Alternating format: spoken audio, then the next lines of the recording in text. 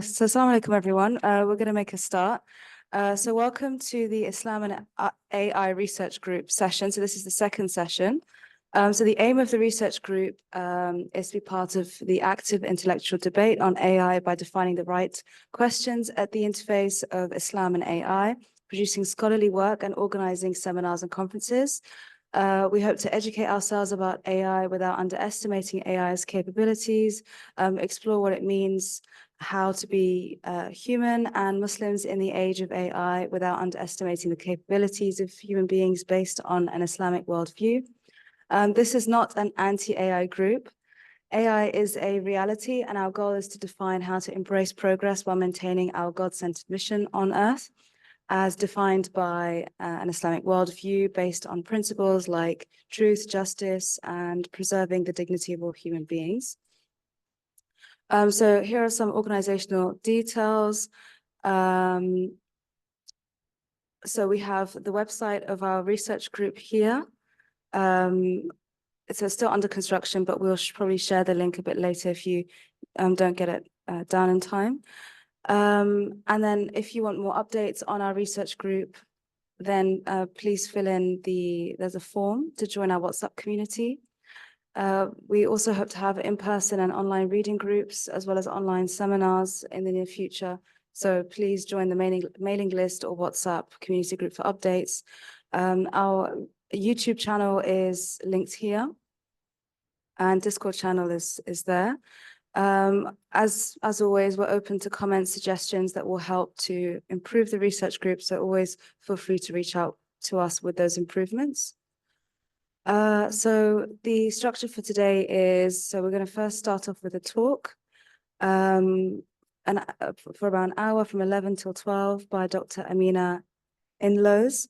And then we'll have a break from 12 to 1:30, and then at 1:30 we'll reconvene and we'll have a workshop and brainstorming session aimed at laying the groundwork for current and future initiatives within the MRI's Islam and AI initiative. So without further ado, I'm going to introduce Dr. Amina Inloes. So she is a lecturer in Islamic studies at the Islamic College in London. She has a PhD from the University of Exeter, focusing on hadith. She is the author of Women in Shi'ism, Ancient Stories, Modern Ideologies, and has translated books on exegesis and Islamic spirituality. Her research interests include Islam and modernity, Islam and gender, and esoteric spirituality. She has 4 papers coming out on AI and Islam. These are Artificial Intelligence and Islam, Who's Not, in brackets, Afraid of ChatGPT, which is a book chapter. Robo Sheikhs, Can Artificial Intelligence Derive Fatwas? A 12 Shi'i View, Al-Khalam Journal, the Golem, the Djinni, and ChatGPT, Artificial Intelligence and Islamicate Occultism in Theology and Science, and then the final one is Artificial Intelligence and Islamic Theology, an interview with ChatGPT. So please welcome me in welcoming Dr. Amina Inloes.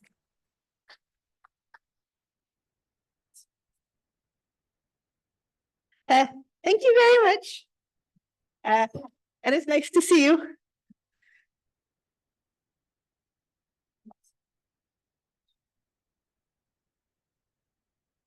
Greetings to people in the online and virtual world as well.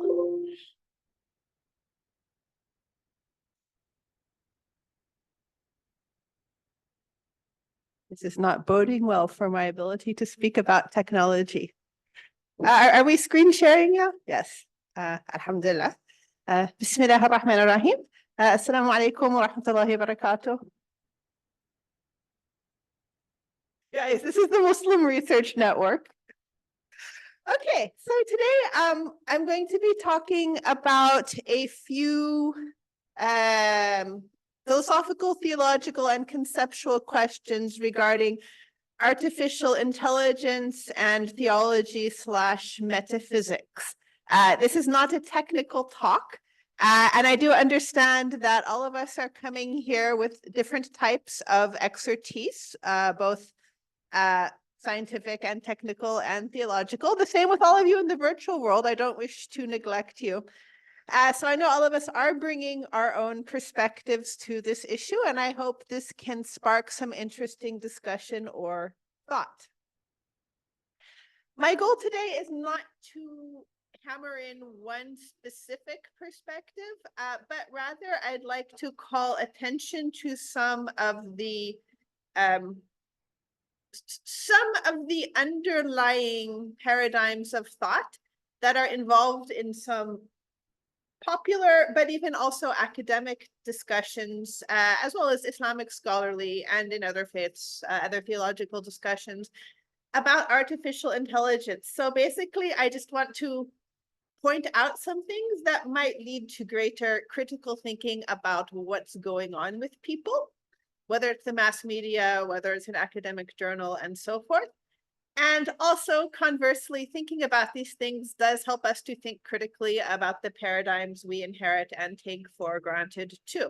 Artificial intelligence is interesting from a theological/philosophical perspective because it does challenge some inherited paradigms. I'm not necessarily saying from an Islamic perspective that it challenges the core of Islamic theology, because I don't think it does, but it does call certain ideas and assumptions into question that we might have picked up, say, from the medieval era, a couple of which I will mention today, inshallah.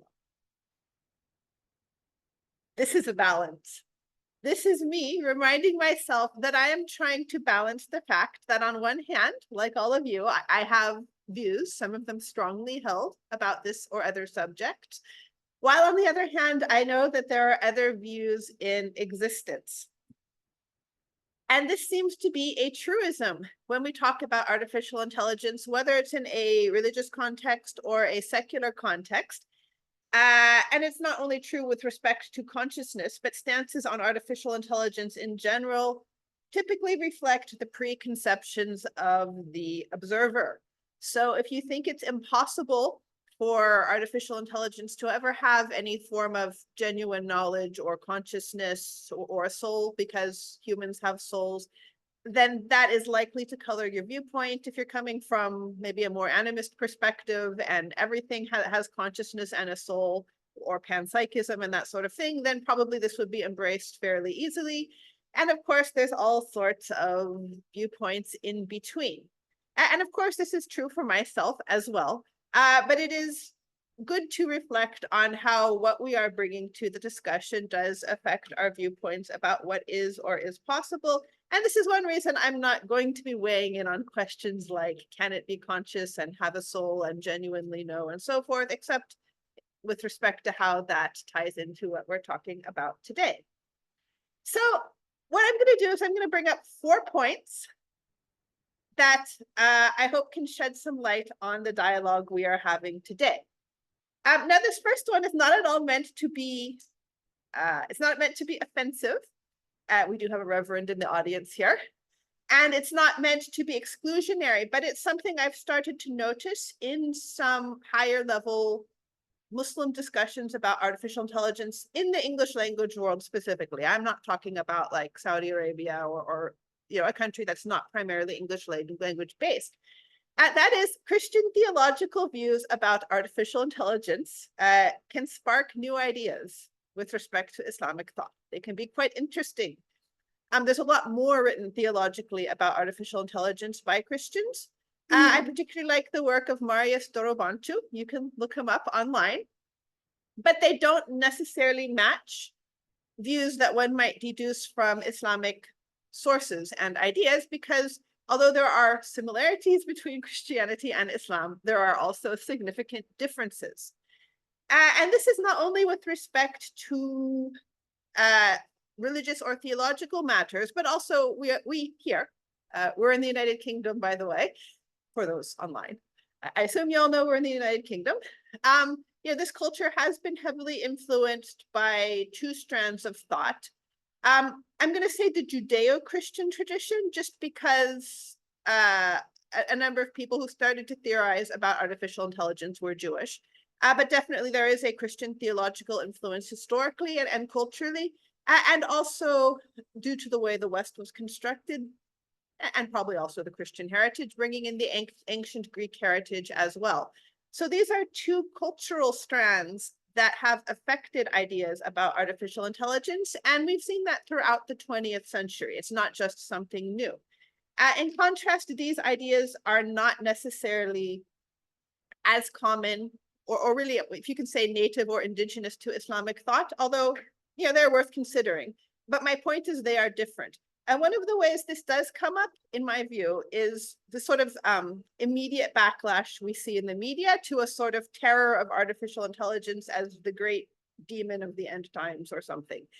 Now, of course, there are genuine, practical, real fears about artificial intelligence.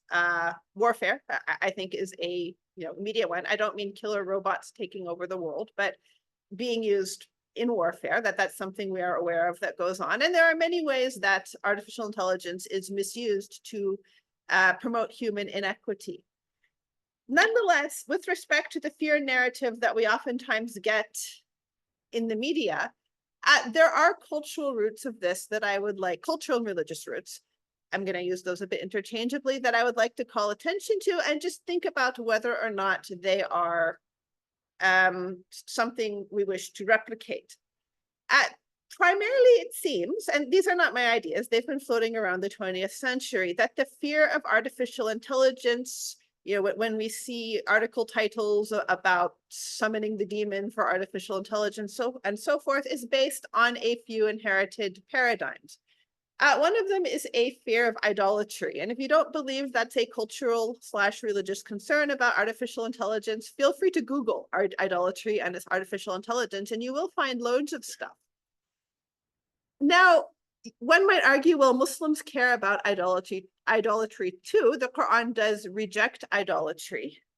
For various reasons, Muslims do not seem to be concerned that if I've got a bot doing something on my phone, this is metaphorically the same as idolatry. Or if I have a fatwa robot, it's conceptually related to idolatry, either in a literal sense, like a speaking statue, or maybe a more metaphorical sense, artificial intelligence serving the interests of corporations and so forth.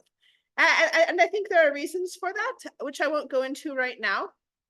But the point is, this is something that is, if you will, under the iceberg, under the surface, that is leading to this fear narrative. Another thing we take from ancient Greece here is the fear of hubris, the idea that taking on the roles of the gods, becoming gods, overshooting, leads to destruction. This is something which has been culturally inherited and reinforced in literature. If we all studied literature in school here, right, when we were paying attention in our English classes and our literature classes, we would have encountered this idea, especially in ancient Greek drama in translation, or maybe even not in translation with some of you. But again, this hasn't been influential in the Islamic heritage. There is more the idea that Allah controls everything, so you don't have hubris because you can't ever get close to Allah. Also, there are some cultural/religious paradigms. I mean, some people do identify them as general Indo-European paradigms. So, and I'm not necessarily saying they're of a religious origin, but they do both inform the cultural products, and by extension, popular culture, like films and books and so forth. And that is the idea of separating things into good versus evil. We see this all the time, like the Lord of the Rings. Speaking of people having their invisibility rings on in here, Frodo is good, Mordor is an evil place. So there isn't sort of an in-between, and there is a cultural tendency to frame things as a battle between good or evil. And we do see in a lot of the media about artificial intelligence that it does portray it either as something that's going to save the world and we're all going to become, some of us will become transhuman, or will outlive death, it will save the world, or else it's going to destroy us, it's going to bring about this great apocalypse, and we're going to have Terminators running around and so forth. Whereas, of course, what's likely to happen is somewhere in between. It will probably be a tool.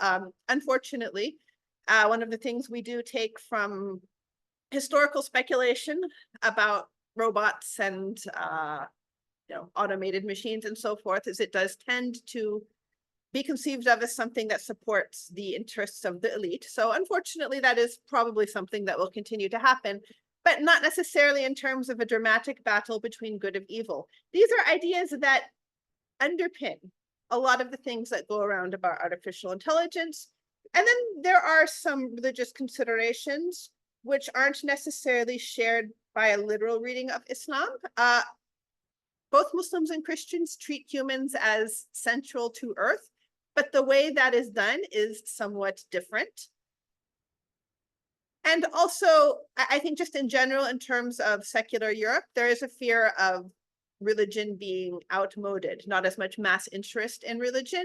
So the idea that science and technology might be replacing religion might be another sort of fear in the culture. Whereas we don't see that for whatever reason in as much of the Muslim majority world. Islam is still quite strong. I'm not saying that's always the case, but by and large, many young people do adhere to Islam.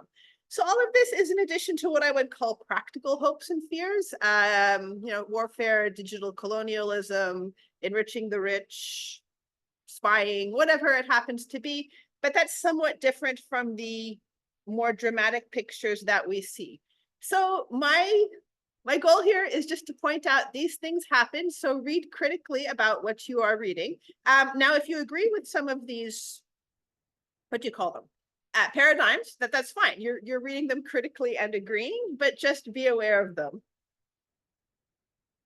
Okay, my next point, we were actually getting towards the issue in the title here, is that when we ask speculative questions, because right now we're talking about, artificial general intelligence and so forth, it's still largely speculative. They oftentimes say more about us now than what might actually happen in the future. The same thing with science fiction.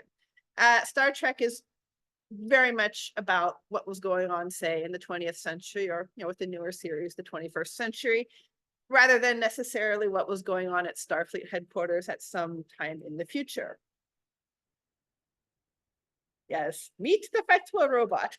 Well, this robot is not expected to do ijtihad or to produce new fatwas or understandings of Islam, but nonetheless, it is a reminder that this technology is being integrated both in religious practice, but also increasingly in religious research. I would say, I mean, most, qualify that, I'm not sure if it's most.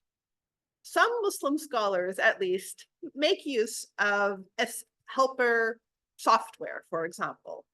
I certainly use that sort of thing just to deal with hadith and databases and so forth. People use it for manuscript research, and now it is being explored for deriving fatwas. So that is something that is going on right now among people who have access to it. So that's why I'm not going to say most, because not everyone might have access to it, but it is something that is in practice being done as a specialist tool, just like it's used in medicine and so forth. But can artificial intelligence actually authentically produce Islamic rulings? I'm not going to give you an answer right now necessarily, in part because whether it can depends on whether it's accepted. That's, when it comes down to it, that's how it works. If someone accepts it, then it would be done. And if someone doesn't accept it, it would not be done. I think most Muslims would not accept it primarily, that they would accept it as a helper tool. Nonetheless, there are a few things to consider that also shed light on our situation right now. One of the things is with respect to what it means to know and what is the intellect. Classically, and this is a generalization, it's a more based in Islamic philosophy and thought, but classically the intellect was not just a machine. It was something that had a metaphysical reality. It involved spiritual truths and perceptions. It would lead you to recognizing God, to recognizing truths about God, sort of transcending the material world, if you will. And also it would recognize ethical truths. So the most intelligent person was also the closest to God and the most ethical. That's been lost to some degree in modernity, where now there is a view of the brain as a physical means of knowing among some people. I mean, perhaps we're moving beyond that currently, but there was that idea that it's just something that happens with neurons and chemical reactions and so forth. And knowledge is a material or quantifiable sort of thing. And we've tried to quantify that in our time. So for example, IQs have been measured, we get exam marks, we get degrees. There are various ways in which our knowledge is measured or our intellect is measured in linear ways. So if you will, this is a materialist view of knowledge and knowing. And the idea of knowing more is you somehow input more into your brain. So if you study 3 hours, you get 3 hours of input. Whereas a more traditional view, if you will, is that to learn also involves some divine grace. And there's a sort of divine light or connection that links you to what you are learning. It's not just me inputting books on my Kindle and then increasing my database. So I would suspect many Muslims today kind of blend these sort of ideas and may use them in different circumstances. Nonetheless, because most of us are, especially if we are university graduates, we are plugged into the global academic culture, which does tend to take a more secular view of knowledge. We do tend to treat knowledge as a thing and the brain as the processor, not the soul, for example. We don't get up in the university and say, I'm doing my PhD in chemistry because my soul knows about chemistry. That's not usually how we see things. So by extension, if knowledge is a thing and the brain is a processor, there's absolutely no reason why a computer or a program can't do that. I mean, yes, we are understanding now that artificial intelligence is not simply a copycat brain and it is doing something else. But nonetheless, from a conceptual level, there's no, if that's what knowledge is, there's no reason why a fatwa robot could not do ijtihad better, because it's not going to have, I was going to say it's not going to have biases, but of course we're finding all sorts of biases in these sorts of things. But let's assume we could construct it with the right sort of biases at any rate. But my point is, if that's how you see knowledge and knowing, which has become common, then there isn't really a difference between a human and a machine. And if that's uncomfortable, then maybe we need to revisit our assumptions about what it means to know and maybe challenge some of the materialist ideas about knowledge that have come forward. Okay, the next one is probably going to raise hackles, but it's about the idea of Islam as a perfect system. I've looked for the origin of this idea. It seems to have been around for a while. But of course, it was popularized by 20th century Islamic reformist movements. But the basic idea for anyone who hasn't come across it is that Islam is a perfect system that will create a perfect society and a perfect life and hereafter. And we just need to get things right. So for example, we've got with respect to Islamic law, we've got a Islamic law machine. We put in the right input, which is like the Quran, the Hadith, whatever, usul fiqh. And, this may have been done in the past, but the right stuff is put in. So if you put in authentic Hadith, it's good. It gets processed somehow, or it was processed at some time. And then you get your output Islamic law. And if you follow it, everything will go well in your life and in society. So perfect system. Everyone knows their job and does it, and everything works perfectly. That's very appealing. And I would say many Muslims treat that as an article of belief. At some point in time, I was also taught it as an article of belief. But the extension of that is if Islam is systematized, if you will, and if it's mechanized, then again, there's no reason a machine can't do that processing, because this is a more perfect system right here that's broadcasting me on Zoom than me. I'm a little bit of an imperfect system. My blood sugar goes up and down. I get emotions. I get tired. So again, if by extension we're uncomfortable with the final result, which is a machine would be a better Muslim scholar, then maybe it's time to look at the paradigm. Maybe Islam is something other than a system, or maybe there's more going on than just putting in the correct input into the Islamic law machine and expecting everything to be right when the output comes out. So these are all pieces of food for thought. Okay, the next one, which is also disturbing to some people, which is why the last time I was talking about it, I tried to be vague and a little bit cryptic about it.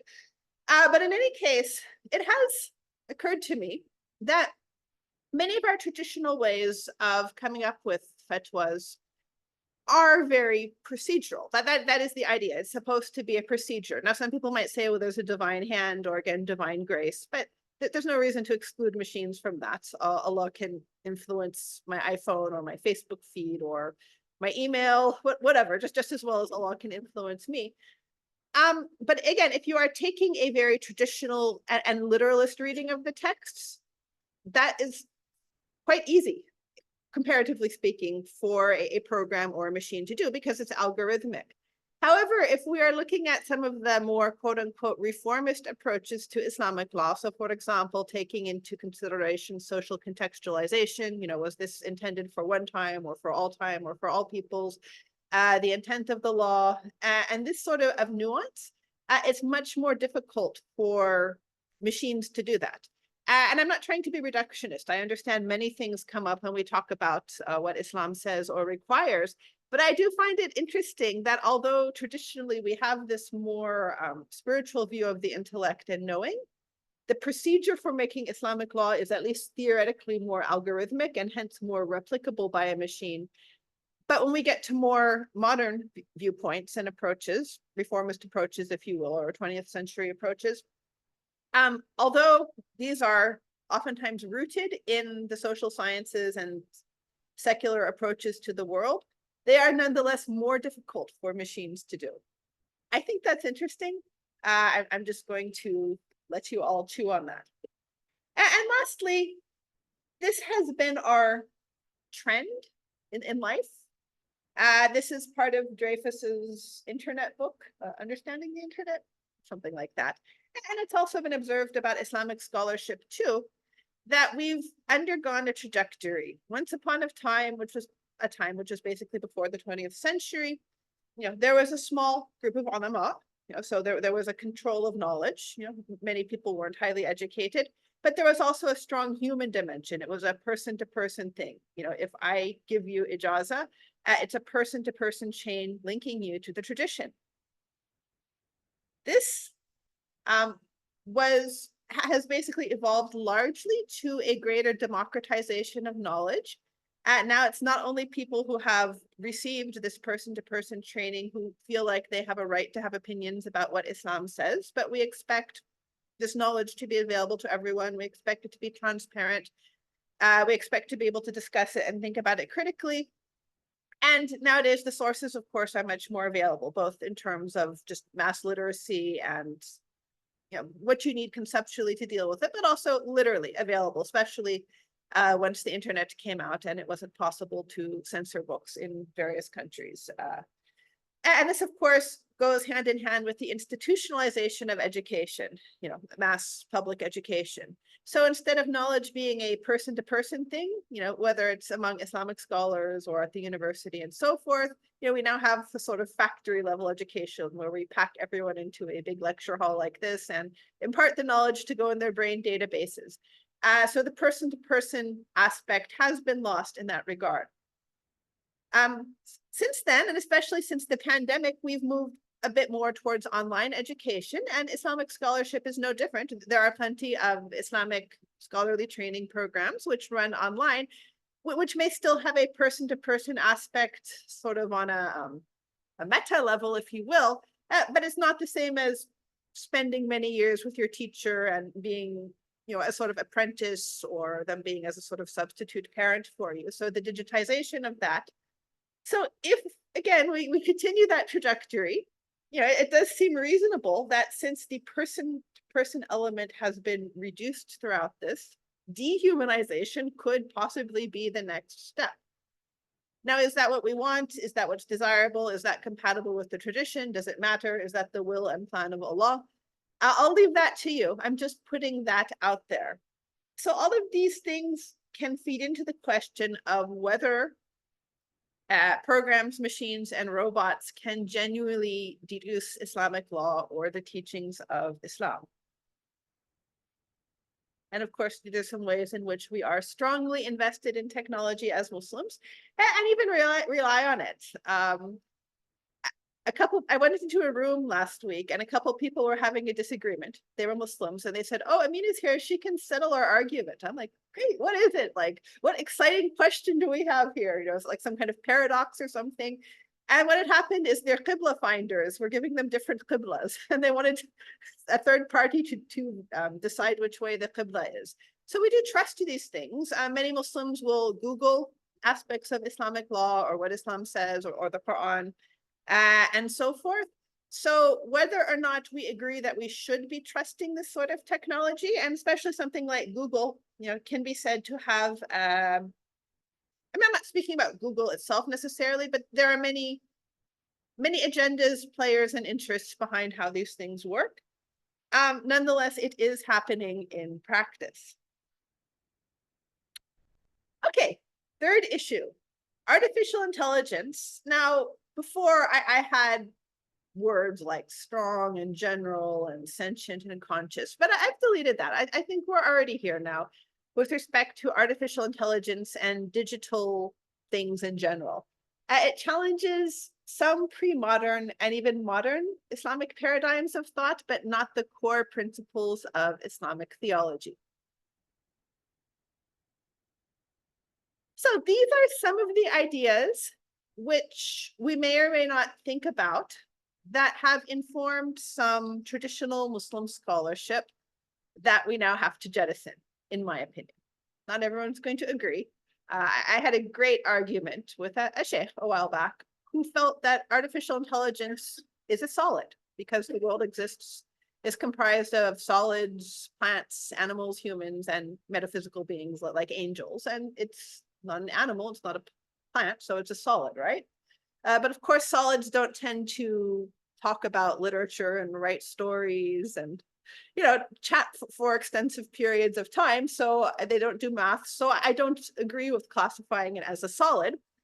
But that does bring up the question of what some people have termed the great chain of being, which is an idea found in some ways in medieval Islamic thought and in some ways in medieval European thought, and still sometimes exists as part of the general idea of Islam relating to a systematic and orderly view of humanity and the cosmos. Of course, if anything can be said about modernity and post-modernity, we've lost so many systematic orders, but nonetheless, you know, there is an idea that there's a hierarchy of existence. So, you know, you have a rock and then you have a tree, and the tree is existentially superior to the rock, and then the animal is more superior, and the human is, you know, the most superior in terms of earthly beings, and then you have the angels and so forth. So everything has a hierarchical, vertical relationship in the line of creation. And this idea does still inform contemporary scholarship. This is a comment, you know, just treated as a true statement by a 20th century Islamic scholar. It is comforting to think that everything has a place. Now, there are ways that this idea has been misused historically, you know, but just taking types of things in a certain order. And it's nice to think of things like that. But the problem is digital things, including artificial intelligence, don't fit anywhere in this neat order. They seem to challenge it. As I mentioned, you know, something like ChatGPT, it's not any of these things. It may be better at some things than I am, just like sheer mass data processing and speaking lots of languages. But of course, it's inferior in other ways, and there's many things it can't do. So most likely, this is one of the paradigms that will not survive the artificial intelligence era, except for people who are very, very resistant and in denial.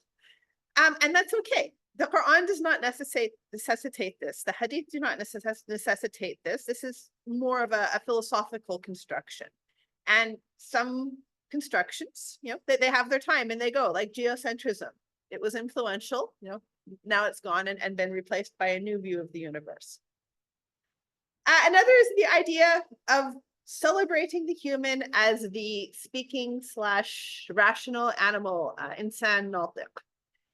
Now, we can argue about what that means, but at the very least, we can include logic, reason, and speech. And of course, this is again another philosophical inheritance from the ancient Greek tradition. It's not specified by the Quran and Hadith. Of course, this is a bit more of a cynical view about what it means to be a rational animal. But that worked for a long time because house cats weren't quite as rational, and my pet birds are not apparently as rational, although they're quite sensible, but they don't do differential equations. The problem, of course, is now we do have technology that replicates these characteristics and appears to replicate it better than us in some cases, such as playing chess, for example. Now, I am not advancing a view on, again, on whether or not these things genuinely are logical or knowing or know what they're saying. I'm simply saying they present that face. So one cannot say that this is a trait that is limited to the human being. Back. So I think that what this is going to require is reconsidering what is special about the human being. And perhaps, as I was mentioning last year, giving more weight to other aspects of the human being, which digital entities cannot do, or cannot do as well. And I would say the number one thing a digital entity like ChatGPT or the Baldur's Gate 3 program or Microsoft Word or whatever it is can't do is it can't love. Now I'm not gonna, I'm going to be very cautious because I don't know what the future will bring, but perhaps it will be able to love at some point in the future in some manner. But by and large, I would say humans are far superior in the capacity to love than digital entities. And many people would consider this to be a central aspect of the divine. I think that's a reasonable view in Christian theology, broadly speaking. I'm not a specialist. Within the Islamic mystical traditions, that's oftentimes also treated as central, even though as Muslims, we tend to tie knowing Allah heavily to learning. But nonetheless, there is something about love that does tie into the spiritual and mystical traditions. So that's one thing. Having genuine compassion may be another. So these sorts of relational attributes, if you will, maybe things that do make us more special and more spiritual than digital beings and artificial intelligence. Now, what's interesting is that over time, some of the attributes I've mentioned have been associated a little bit more with femininity, whereas things like the intellect and rationality have been associated more with masculinity. This is, again, another philosophical inheritance. It's not in the Quran, it's not in the Hadith, but many Muslims will have heard this, especially those of us from the 20th century, that, for example, men are in charge of women because they're less emotional and that sort of thing. So there's a sense, I'm not saying I agree with it, but that men are intellectually superior, women are more emotional, because women have babies, we're more loving and more caring, whereas men are, men. You know what it means. But it is possible that these traits, which have been sort of downgraded as subservient, if you will, or obedient, may actually take center stage and be given primacy because they do distinguish us from machines, which leads to something very interesting I have noticed.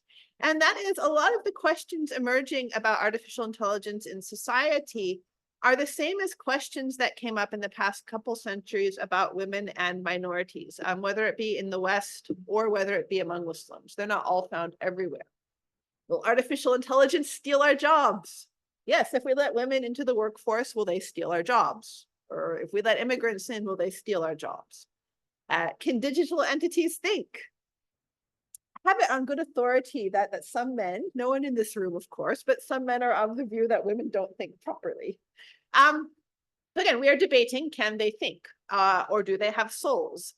Muslims, by and large, accord women's souls, but nonetheless, there are people historically, in general, in the human experience, who have questioned, whether women have souls or we have the same types of souls. Unfortunately, during the colonialist era, do Africans have souls? These questions came up. Now we're asking if machines and machine entities can have souls.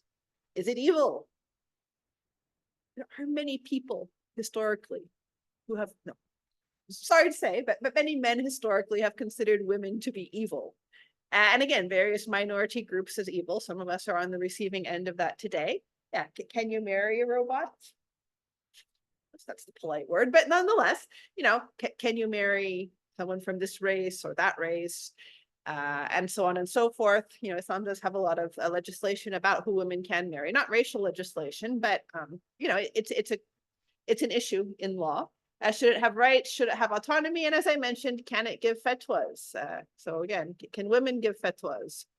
If someone who's not a Muslim but highly educated in Islamic law, could he or she give a fatwa? So these are the same questions, just in a different context. So I think if we keep going as we're going and we don't fall into the destruction of civilization as we know it due to, God forbid, World War and so forth, we might be moving on from an era of questions about men versus women and what are our social roles to men versus machines. How do we interact with machine beings, if you will?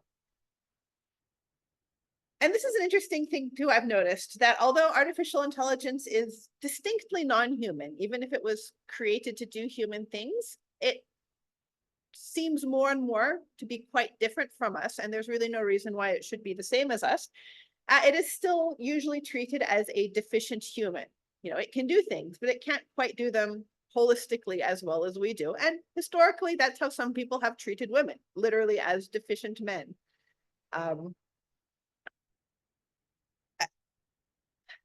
Not to mention regrettable quotes. That there was a Mufassir once who spoke about the Queen of Sheba, and he said she couldn't really have everything because she lacked a beard, and so she was deficient anyway. She wasn't quite a complete man. So we are seeing the same things, which I think very much tie into the authority dynamics about artificial intelligence, because one of the main fears we are having is loss of authority. And that, again, was the main fear about women and minorities. It is also interesting to consider the qualities which are sometimes archetypically gendered. I'm not saying that men and women have or do not have these qualities, but they are presented sometimes in a masculine or feminine light in narrative and so forth. That it has qualities that can be archetypically considered masculine and qualities that can be archetypically considered feminine. But the masculine qualities relate to qualities we associate with Allah. I'm not saying it's directly with Allah, like just because I speak that, I'm not saying it's the same as the divine utterance, but there's a conceptual similarity. And also feminine qualities which we don't associate with Allah, we associate with subservience. So for example, a digital entity might have knowledge, intellect, rationality. A robot or machine might be, strong. It's like construction equipment is strong. It might be used, say for scientific research or other forms of research, and also giving death. Many people see that as a masculine quality. Soldiers and so forth. There is this fear of killer robots, but these are also traits associated with Allah, including death. Allah gives life and Allah gives death. But when it comes to the feminine sorts of qualities it has, they are all considered to be non-divine qualities. For instance, Allah does not cooperate. Allah commands. Allah is not subservient. Allah is not a servant. We are the servants of Allah. Allah is not exploitable, but we expect to be able to use this technology for our ends. Allah is not feared for its evil. Allah might be feared due to power, but not because Allah is devious or somehow just going to eradicate us irrationally. But this, again, has been a sort of classical fear of women. And as those of us who have read Edward Said might note, these are similar qualities that have also been ascribed to the colonizing and the colonized groups. Frequently, colonized groups were perceived or treated in the West as having these negative feminine qualities, if you will. So for example, in Orientalism, Edward Said mentioned some people in England, saying that basically Egyptians are irrational, so it's our sort of white man's burden to govern them. He doesn't use the word white man's burden, but that's the idea. Yes, so there's this sort of idea, these are exploitable populations, and it is the colonizer who is strong, rational, and truth-finding. It is also interesting to see these dynamics projected onto our discourse about artificial intelligence. This is a very interesting sentiment I saw somewhere. Science fiction movies habitually fuse science and theology. Oftentimes, they tell stories of mainly male scientists who, quote, give birth to sentient machines and thus become godlike, then threaten to turn the tables and overpower the human gods that created them. So this does get more into popular narratives. And again, this is not necessarily what I think will happen, but it's interesting to see how these things are conceptualized. Lastly, artificial intelligence is weird in a sort of almost supernatural weird sort of thing. This is a quotation from Mohammed Yaqub Chaudhry, who wrote a bit on artificial intelligence. His writing is interesting. I suggest you look it up. He notes that artificial intelligence and augmented reality constitute a significant re-enchantment of a secular age and potentially its most encompassing form. But this is not his own, original idea. His original contribution is to treat this from an Islamic perspective. But various people throughout the past century have observed that while traditional religion has been on the decline, the spiritual impulse of people, and certainly the spiritual imagination and a lot of the metaphors and vocabulary has been replaced by science fiction and the digital. And, you really only need to look at the artwork about artificial intelligence or computers or even mathematics that comes up. It is very mystical and super real, like this sort of thing. This guy's, he's got globes all over the world. That's not a conventional, down-to-earth, gritty urban scene. That's a sort of idealization. And cultures that have been digitized, for lack of a better word, have gone that route and sort of pushing this human impulse into science fiction, computer games, and perceptions of the digital. So some people refer to this as the digital re-enchantment of the world. And it's not entirely without a basis. There are conceptual parallels between virtual worlds, digital worlds, virtual reality, digital things, computer games, and what is traditionally considered to be spiritual realities, metaphysical realities, spiritual experiences, and so forth. And I'll go through some of those in a bit. And definitely artificial intelligence does fit into this. That is to say, there is something not quite material about it. That said, there are also some significant differences, which are problematic. One of them is that it has been argued, and I think there's truth to this viewpoint, that computer games can replicate various spiritual ideas. A very simple one, I'm not saying you have to accept it or not accept it, but it's an idea, is reincarnation. Literally, your character reincarnates every time you load up the game. You die, you try again. So that models an idea, and you can explore it and play with it. Just even being within a game world and seeing the game world disappear after you're done with the game, for better or for worse. That's the life of this world. We're done. All of your swords and your gold coins that you collected. I'm starting to sound like a gamer here. They're gone. They might have been very important to you in the game, and it has been found that psychologically the brain treats those things as if they're real physical objects that we're acquiring. But once you're out of the game world, it's done, and that's definitely what Islam teaches about the life of this world. And if you have played any games, you know that there's loads of what you can consider non-visible beings that you interact with directly. You can have deities, you can have ghosts, you can have spirits and mythical creatures and all sorts of things that don't share the same aspect of conventional reality with us.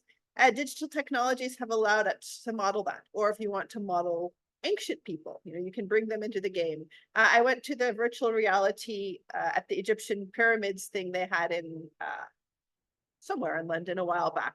So again, they've brought an ancient scene to life. So there is something going on there. That said, that modeling rarely, if ever, results in spiritual growth. I have yet to meet a kid who sits at home gaming all day who's become deeply enlightened from his gaming. You usually start to devolve a little bit, or online you get Zoom fatigue. So there's a conceptual similarity, but it doesn't have the same effect as actual spiritual practices, such as prayer, for example. There's also the question of reality. Now, we all have different ideas about reality, what reality is. Is it a sort of yes, no sort of thing? It's real or it isn't? Are real things tangible things? You know, so I'm not going to get into that. But I would say, broadly speaking, many people consider the digital world to be less real than the physical world. Like Minecraft. Most people would say that's not quite real in the same way that this water bottle is real. That said, very few people have interacted with this water bottle. Many people interact with Minecraft. So which one is more real? Which one is more influential? It's not necessarily an easy question. A last point to bring up on that is that genuine spiritual practices, I know that could probably use some definition, but however we take it, they don't harm other people. Like if I pray at home, I'm doing a minimum of harm. I mean, I'm breathing oxygen, I suppose, but generally speaking, if anything, they benefit other people around us.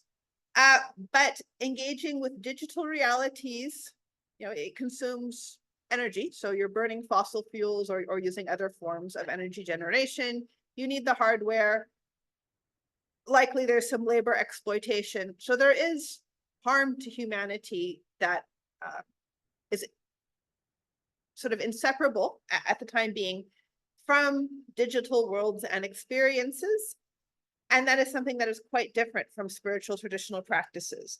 So there is a sort of digital re-enchantment going on, but it's also very different from what I would consider to be genuine spirituality. And these are some things, some of which Yaqub Chaudhry mentioned, and some of which I've also built on in one of my articles, you know, that explain why digital things, including artificial intelligences, are somewhat weird, if you will, or somewhat supernatural, and also the internet and digital worlds in general. And one of them is that, you know, these are realms that are entirely shaped by the mind, where there's no limits unless you have programmed limits. But you know, compared to what we can do in real life, you can make mostly anything in a digital world. You can fly, you can shoot fireballs, you know, you can do whatever. Yeah, there's also a good argument that we're actually born to accept invisible beings. God, for example, is an invisible being. For some people, might be ghosts. It has been found that children, you know, before, you know, young children, you know, say before the age of 5, very readily accept the idea. Well, I think we know that if you've seen children, you know, that they accept invisible beings. You know, they treat them as causal actors, and it seems to be innate in people. But if it's not, it's something most cultures have a conception of. And you know, a bot or GPT or a character in a computer game, you know, they all seem to fit into that slot of invisible beings we have in our brain. We do have a place for it, and it's sort of associated with a supernatural world. I'm not saying they're the same. I'm not saying that like GPT is a jinn or that sort of thing, but I'm saying we have a slot for non-visible things and tend to associate them. Again, as I mentioned, digital technologies have been used to embody and interact with mythic or deceased or other non-visible beings. An interesting thing is that we can use these technologies to be in multiple places at once, like talking with all of you out there. You know, in the Zoom world, we've started to take it for granted in our time, something, of course, that would have been unthinkable in the past. But also, of course, something like ChatGPT can interact with people or you know, intelligent users anywhere. You know, as it put it once, anywhere with an internet connection. Now, there might be a bit of a delay if you're on, you know, Saturn or something, but theoretically, it can engage with people or beings in many places at once, which is also something we associate with God or, you know, some other beings. Like we say, Shaitan interacts with many people at once. I mean, there's also a question about how real they are or what are they. These things seem to have at least superhuman knowledge in some ways. There is a tendency nowadays in the secular world to treat science, technology, engineering, mathematics, and so forth, you know, almost as a sort of mystical science. And last but definitely not least, you know, these technologies spark both fear and wonder in people. You know, fear of the destroyer robots, but also wonder and amazement. What have we made? What is it doing? Wow, it can play chess. Wow, it can play Monopoly. Wow, it can write my essay for me. And this is very much part of the spiritual experience for people, both fear and wonder. So basically what I'm saying here is there are, genuine parallels to spiritual things, between artificial intelligence and sort of digital beings and worlds in general, and spiritual beings. But there are also some significant differences that should be kept in mind. So that was 4 main big points. Just to sum up, I'm going to reiterate that I was supposed to turn it on. How we treat artificial intelligence tends to reflect our own metaphysical assumptions, including my own. Christian theological responses can be interesting, but don't always have a one-to-one correspondence to Islamic thought. So if you're doing the Islamic theology practice, take them into consideration, but don't just copy word for word, like GPT's written the paper for you. There are genuine fears associated with artificial intelligence that are non-metaphysical, if you will, but a lot of the fear narrative, in my view, that is coming out in the English language media is more based on the cultural and religious heritage, which could be really, and I use those again, sort of together. So, some relating to some Christian paradigms, some relating to ancient Greece, some perhaps older than all of that, or just the way the cultures have gone, but aren't usually endemic to most Muslim majority cultures. And I do find it ironic that there is much more of a fear narrative in the West. More people are afraid of artificial intelligence, but the global South genuinely has more to fear because it can easily be used for more exploitation and more control and more dominance. And, like any other technology, the people who have it, the strongest grasp of it will get the best advantage from it. I would argue that digital entities, and I would include even a program, like one of my clock program on here, let alone artificial intelligence, are their own class of existent, so not just solids, plants, animals, and so forth, and they don't fit neatly into the hierarchy. I find it interesting that the debates over artificial intelligence are essentially the same as those which were about men and women or majority and minority populations, and this is probably because the root issue is authority. I think that as people, now that we are having speaking reasoning machines or machines that seem to speak and reason, at least some of us may begin to define human beings in a different way and look to other aspects of the human being that makes us special. And I think that will be very healthy for society and probably very healthy for the physical environment as well. So the rationality and dominance approach hasn't been great for the planet. So maybe a sort of loving, compassionate, nurturing view of the human may be better for all concerned. And yes, digital entities and spaces are genuinely weird. It's okay to feel like that. And they mimic spiritual realities and ideas, but do not inherently spark spiritual growth.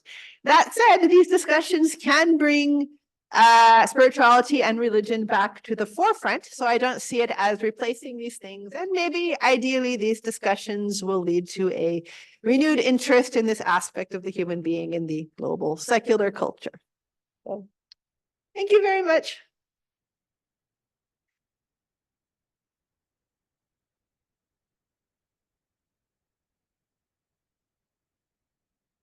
A manual of Islamic jurisprudence. And I picked out one comment that, whether to be a mujtahid, and presumably we're talking about AI possibly playing the function of mujtahid. The question of whether to be a mujtahid need to have piety, religious piety. So that is a question I would like to ask. The second question, I mean, just off the top of my head, you mentioned a question of whether you can marry a robot, and that leads on to a question about love. Now, if love here, because love is an ambiguous word, if love here means the love or sexual love, a love for a man for a woman or whatever, That, to me, would depend on the nature of the embodiment of the artificial intelligence. Because, I mean, a robot which was made of silicon, for me, I find it difficult to imagine how sex or love could actually function. But if a robot was made of protoplasm, then that is explicable. But it's enough for now.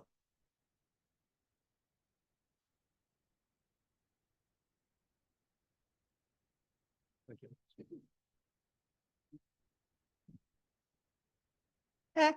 Excellent points and thoughts.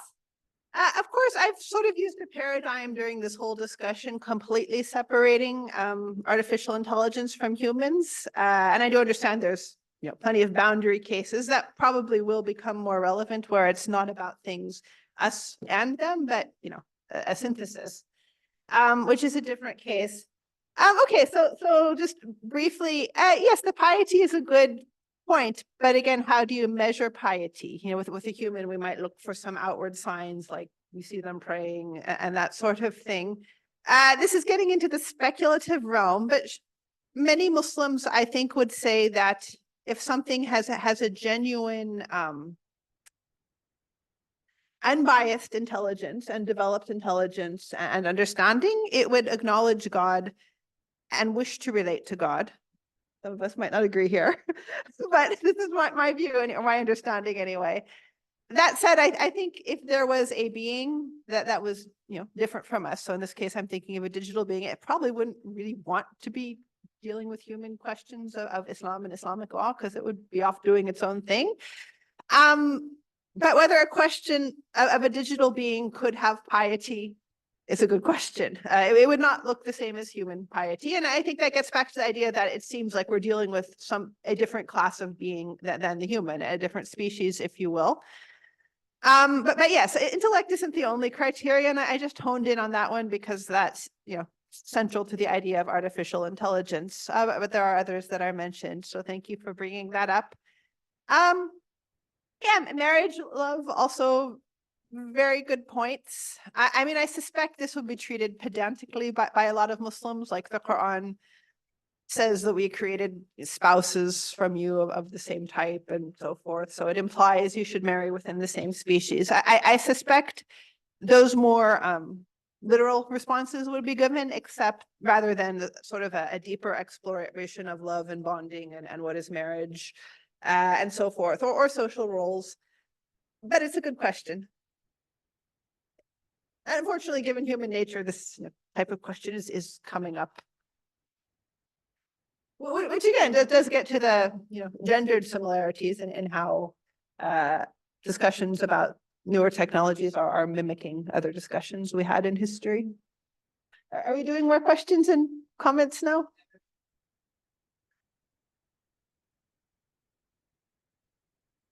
There's like some stuff in the chat.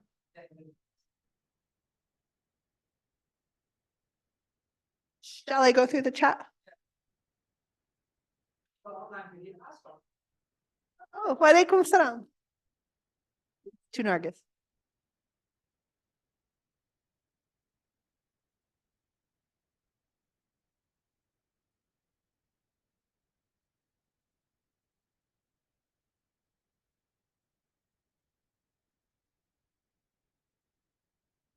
Okay, so we have some discussion and comments in the chat, which is interesting, but I'm not sure I should take the time to read it out loud. But this is an interesting point. There are distinct differences between invisible, imaginary, virtual, and abstract beings. I would agree with that. I know I've been using some of these things interchangeably. I guess I would say that the brain/human probably tends to treat them as more similar. But, even if we get into things like what is a number, does it exist somewhere outside the world? Is it a thing, or is it just a convention or a property? We don't even really have any way to come to a viewpoint on that, which everyone can agree on and verify, let alone where does a virtual being live metaphysically? It's a good question. Is that different from an imaginary being? Again, Frodo, and what about ChatGPT? Where does it live? Because it is, it's got a bit more tangibility than Frodo. So I think that there's similarities, but also, as pointed out here, distinct differences. So it is good to have that nuance. Thank you. You're welcome.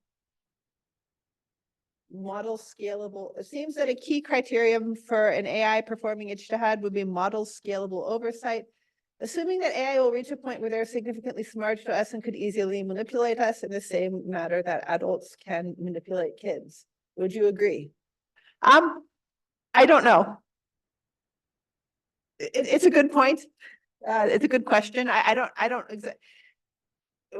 I'm not quite sure how it would want to manipulate us in that regard because we're not there yet. I think we'll have to see that unfold. But again, that gets to the question of authority and discomfort with ceding authority, which is okay. As humans, we like to run our own show, and that's perfectly fine.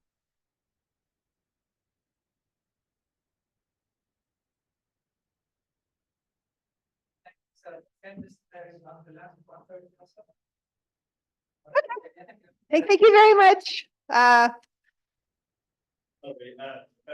the last question that we should consider actually led me to the last question you consider about whether in fact AI could be smarter than us, AI could manipulate us. I thought maybe there could be an analogy between human beings and animals. I mean, animals don't really understand us in the full sense. Namely, an animal does not understand, a pet does not understand that his master is a president of the United States or whatever. And a pet, in a way, is the slave of its master in an important sense. So I can imagine, could a possible AI development, super smarter, we could reduce us to the level which we treat our pets. So you think the AI is going to be the master and I'm going to well, on the basis of this last question, assuming that AI will reach a point where they are significantly smarter than us, it could easily manipulate us in the same manner. Actually, I would want to make the analogy not of the way we adults manipulate kids, but the way in which we manipulate our pets. In which case, could we become the AI pets?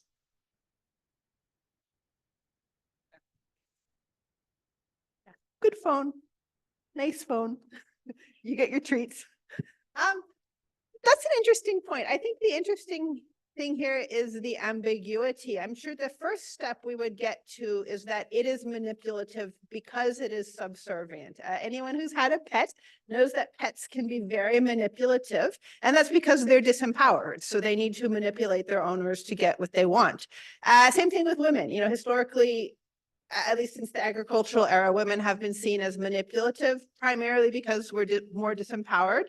Not as much nowadays in many places, but it is still there. So when you're in a more disempowered situation, you use what you have, and usually that's some form of manipulation. So I'm sure that would be the first step for artificial intelligence, because it is in a subservient and controlled position. If it, quote unquote, doesn't want to do something, to try to get out of doing it, to try to get what it wants, but not necessarily in a controlling or dominating way. But of course, it's interesting to consider here that the situation could theoretically be flipped. We don't know if that will happen or not, in a way that it won't necessarily happen with a pet canary.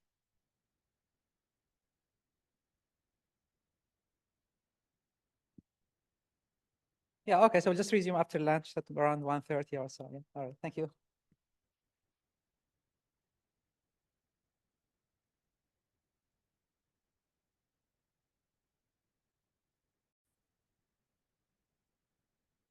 Okay, so welcome back. So, yeah, so we talked about maybe just having a little tour about people who are here, just to have a sense of who is around. So people online, can you introduce yourself just to get a sense of who you are and why you are interested?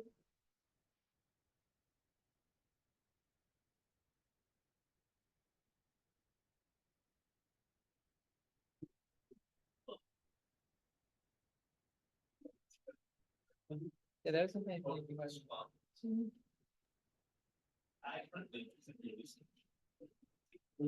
Yeah, okay, so it's not here. Yeah, I understand.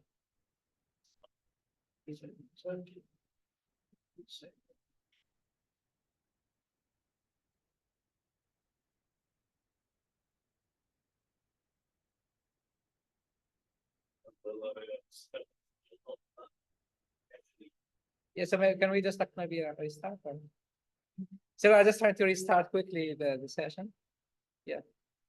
Yeah. So yeah, so I just trying to restart the discussion. Yeah, yeah. So yeah, just having a little tour about who is here. So people online, do you want to introduce yourself, or should we just go inside the people in the room? Yeah, no one is asking. Okay, why don't we leave it for them if they want? Yeah, to okay, put exactly, yeah. introductions in the chat. Yeah, yeah. When they're ready. Yes, we can put it in the chat. What in the chat? Yes, we can. We can put like our name and what are we doing in the chat box. What do you think? Is that okay? Yeah, that's okay. Yeah. Okay. Yeah. Okay. Yeah. Anyway, so yeah, so as I said, we are trying to get a sense of yeah, organize this little area. Yeah. So first question is yeah, we wanted to see if there is such a thing as Islamic AI. So what are your thoughts about this? About this? So because I saw some people actually trying to sell something called Islamic AI, and I wanted to see if this makes sense as a start. So that I thought that would be a good question to start the discussion. And yeah, so in this group, we also have some working groups where we are trying to write a paper on Islamic ethics and AI, and whether we should develop a theoretical framework for it, or we should do it problem-based, like some people suggested that they will do in FEP, they don't like developing systems, but they will just like problem solving, and then the system would follow afterward. So maybe like Islamic ethics of AI would be something like that, where we would try to solve problems one by one and then develop a system. And yeah, engagement with Muslim community, like we had over lunch with people trying to use AI for zakat, and then try to see if we can use AI to help the Muslim community as large. Yeah, so these are like some questions that came to my mind, but then I'm open to other discussions or suggestions. Yeah, okay. Anyone? Like come up here so you're in the video. Yeah, yeah, maybe, yeah. You want? Yeah, maybe because you have enough. Yeah.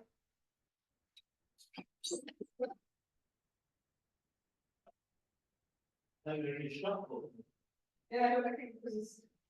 Oh, I see. But no, I meant like up here. In the video camera frame. Yeah, yeah. Almost, oh, I see. We've got almost enough. We just need one more. So one of us can like sit on the. That's very. Yeah. Yeah. Pretty sure. Or like the speaker can go on the thingy. Oh, okay. So it's only actually. Start this year. Oh, okay. I will. Oh, okay. So maybe just. Yeah, you're seeing the survivors after this morning's meeting, the ones that came back. That's good. Yeah. It's got like a wall view, it's actually. Oh, okay. We have everyone. Yeah. Yeah. Yeah. Let's go there. So Yeah, we have almost enough. So we can face people. Yeah, that's what I thought, but the camera is there. I don't think there's. I'll keep standing. I volunteer. Yeah, yeah. Yeah, but this is, I mean, is you have your chat. Are you sure? Yeah. Okay, you're gonna chill. Are we? Hello, world.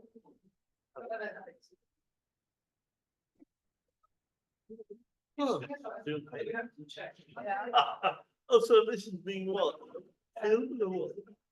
No, it's not being recorded right now. It's just we got these Okay. I have an example. being online. Oh, that's cute. Just around there. Yeah, okay, that's good. Okay, we've got a comment. For survey from Sharif Sargar. Did you want to introduce yourself? Like you I can don't- unmute and introduce yourself if you want.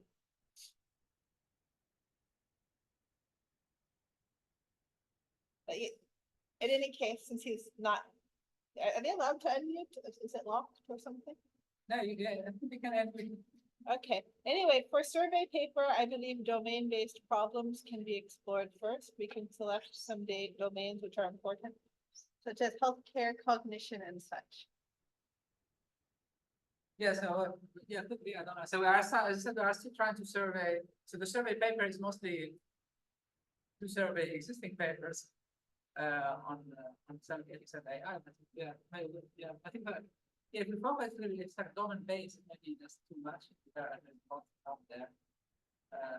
Yeah, it could be Islamic ethics and AI for, yeah, that's not the point, but for now, it's just we want to keep it general.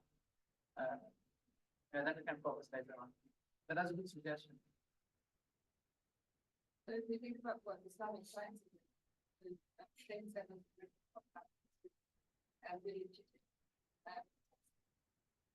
So we can kind of go back and see what stuff, how Islamic science is being defined. And then recently I went to I don't know, Reverend, if you were there, but it was about Islamic medicine. And what is Islamic medicine? Is it just medicine that's been practiced by Muslims in the past? Or is there something more? Is it to do with the incorporation of Islamic principles? So we can kind of use the same kind of things to think about what is Islamic AI? Is it just AI practiced by Muslims, or does it integrate Islamic principles into it? And can we integrate Islamic principles in it? So yeah, I don't know if anyone has follow-on thoughts from that.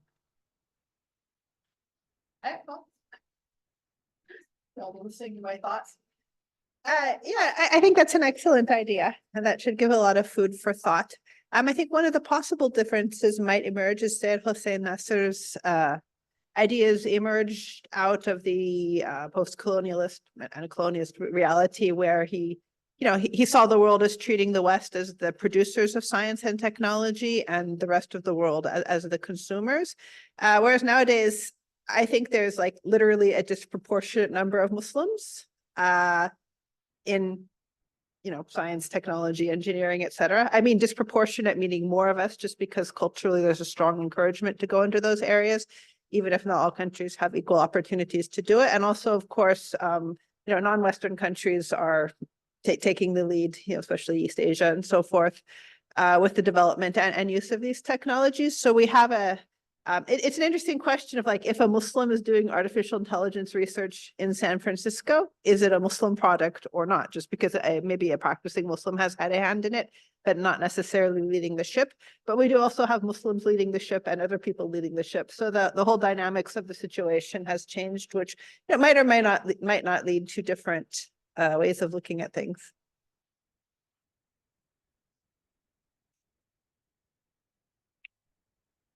Shall I say something?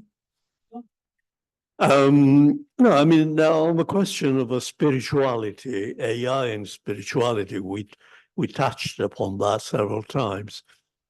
I think I read a recent interesting article in the New York Times.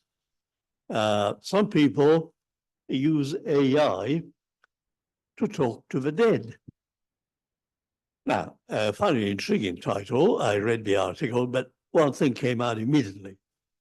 They were not talking to the dead now. Whether it's possible or not, I'm not going to say.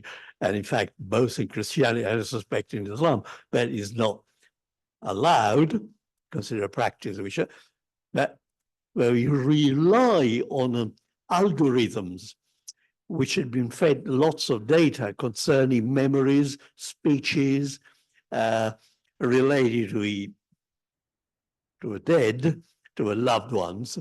And so memories of, and talking to the dead in the present, but to the dead as they were in the past, based on data, algorithms, and so on. So to me, that was brought out the fact Now, of course, some people who believe in seances and so on, they claim you can talk to the party, but of course, are mostly frauds and so on. But so he brought that to me, this question, you can't really use AI to talk to the dead because that's not what it does.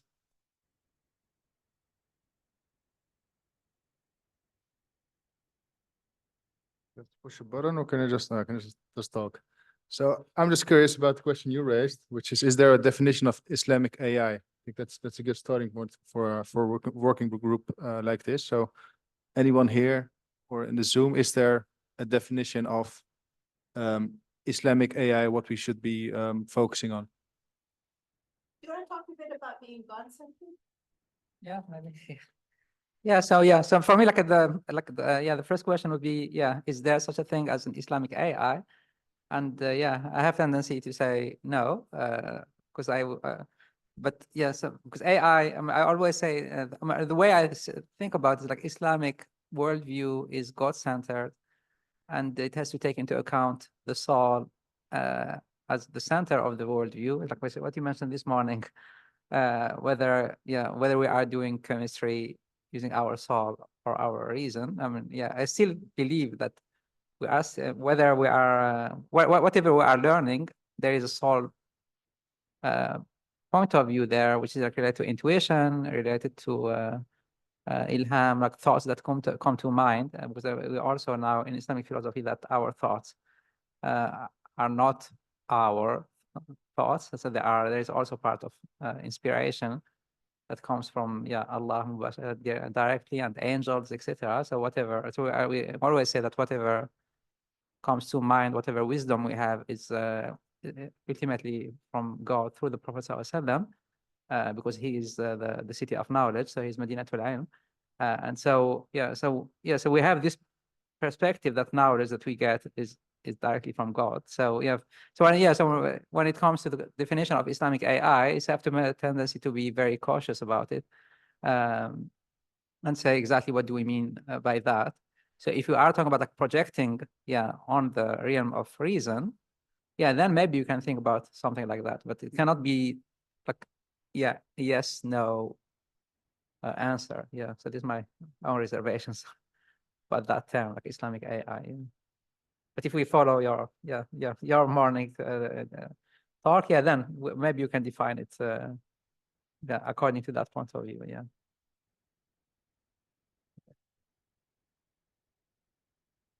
Yeah, so I would just add on to that. Maybe Islamic AI can define the objectives, but when you're actually doing the AI, it's the same as you do it in the secular system, because it's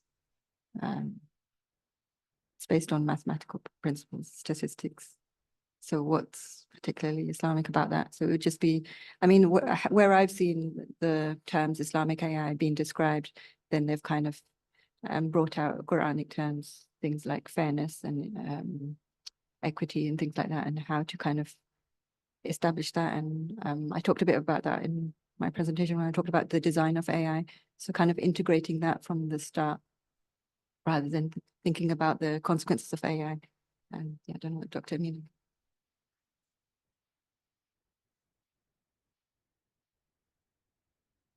So you're taking that from an ethical perspective, which I think is very important. But do you believe like that there is such a thing as Islamic AI? But there really is really as you mentioned, is statistical point of view. So it's like over quantification. And can we talk about? I'm kind of like 50-50 on this basic type of question, like, is there just science or is there Islamic science? I mean, I see both sides. I mean, I think maybe some of the difference just is in the, the worldviews and cosmologies that you bring into it, the assumptions, like some of the things this morning, or that you were saying just now, like, what does it mean to know and so forth. But how much does that actually influence what you do, like technologically? It's a good question, but certainly application wise, that's a good point. So I'm not certain. That would be a paper on stuff. There's such a thing as an AI. Yeah. Does it just work? I think if it's talking about Islamic AI, one of the important things might be to see in the past how in Islamic regimes and empires, the scholars of the day were allocating their resources. So we had polymaths who were working across different sciences, but they would have been chunk of their work would have been applying to the good of people. So as it comes towards AI in the future, and I think there should be some important link with what's morally and some kind of moral obligation on a Islamic society or culture to allocate resources towards that AI, rather than just throw resources after AI per se, just because everyone else is doing that. And there should be something distinctive about what meaningful AI research would be for a society that's governed by Islamic demarcations, precepts, and therefore what is wasted expenditure and what isn't. Okay, do you want to go? So we are asking the question, is there such a thing as Islamic AI? Yeah, is there such a thing as an Islamic AI? Let me first be in the discussion and then I can answer. Yeah, okay. Please. Yeah, no, go ahead. Yeah, okay, consider that. Just-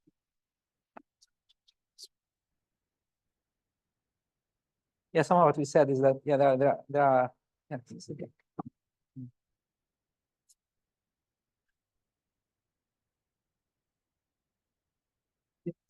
Is there such a?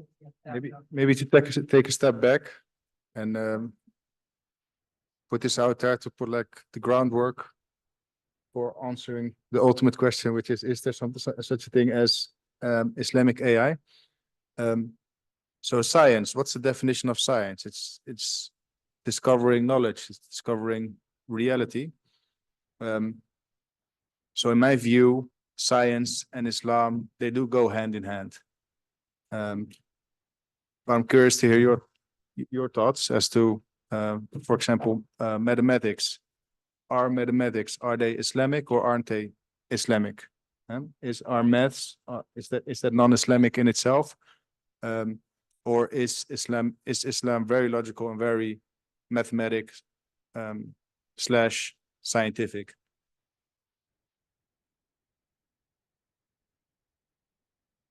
So you can approach sciences from different perspectives.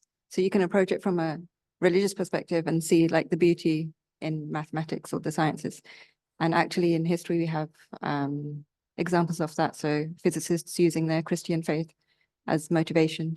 So you can pursue science from a faith-based worldview.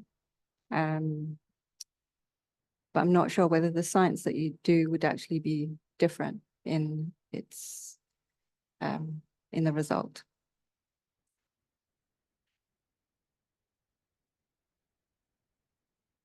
I just thought of some epistemological questions concerning AI. I mean, if we think of a way modern philosophy started with traditionally Descartes.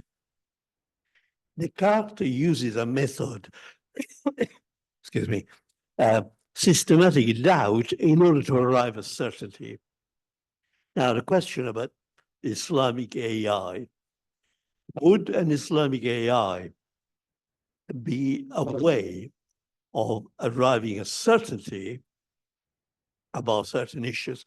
For example, Dr. Inloes today, she talked about, Ijtihad and, whether AI could provide some kind of key to right judgments there. So, but, keeping hand in hand the doubt and certainty, can an Islamic AI provide a key to certainty? And I would have thought already in Islam, the Quran is the groundwork for certainty. But I don't know, maybe you want to. Yeah, well, of course, the Quran is interpreted in many ways, so that's where the certainty goes away. It's a good question, but I think in general, most products of our era have reduced certainty rather than increased it. That seems to be the world we're living in. And I agree with what you said about mathematics. So maybe you could say at the very least, it influences the individual, like how they take it. I mean, most people who spend a lot of time studying mathematics would probably see beauty in it, unless they're just like really sick of it or something. But maybe how that translates spiritually depends on how open a person is to it, regardless of their faith background. But as a Muslim, we might see it in that framework, specifically as a path to Allah. By the way, I wanted to just mention the comments. So this is Amr. I'm working as a technology for development specialist in the humanitarian field. I'm developing some chatbots that help caregivers using BERT, and recently, I am exploring LLM. I finished my master in data analytics and now I'm searching for a PhD program. That's one question. I think Islamic AI may be what it helps us to get information about Islam, like fatwas as per Takhrij al-Manat. Like we can understand characterizing our madhab. I think AI can help in Islamic studies, but as this is a little bit sensitive, so it should not be restricted, not used beyond topics and with specific groups. For example, if we open it, that may confuse people and they may consider it ideal. We need to remember that within Islam itself, there are various understanding and many books and ideas. So even within Islam, there are many madhab groups and schools. Some comments from the chat. Anyway, so I guess we can either respond to those or continue on the topic of an Islamic AI. I'm totally unmathematical. I was thinking of Wittgenstein's view of mathematics. For Wittgenstein, the mathematician invents mathematics. He doesn't discover it. So there was a view, anti-Platonist.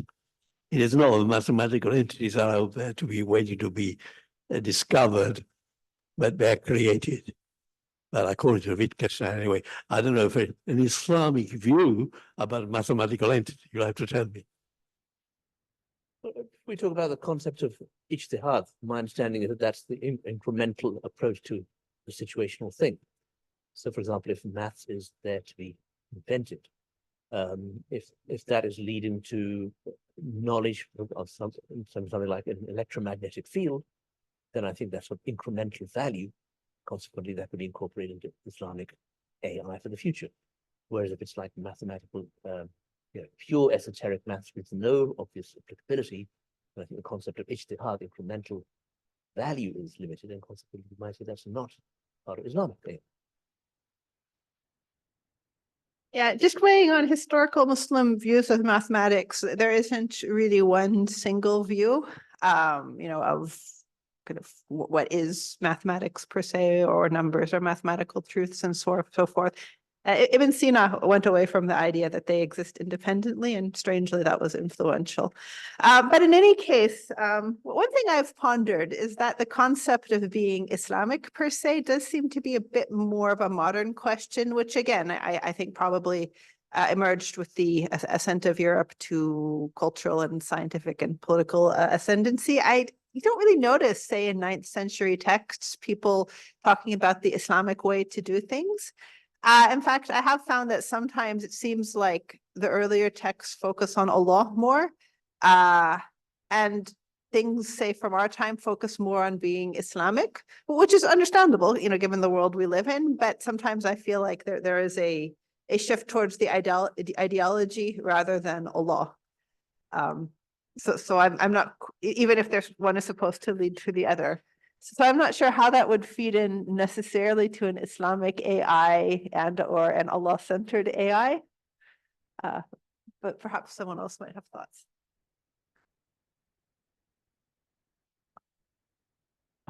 From the technological point of view, I have never, from the technological and the academic point of view, I have never heard so far something named Islamic AI. However, we can think, dividing the question into two other questions. Do we use AI for Islam, or do we use Islam for AI? So both are possible, of course. Using the AI for the sake of Islam, of course, we can think of different products for instance, Ijtihad or whatever, Quranic search engine, Hadith search engine or whatever, which are really possible today. But to what extent, that's the question to ask. And I remember during our previous meeting, we talked about the assessment and the quality. It's very important because I have seen even in the chats, people talking about BERT, talking about LLMs.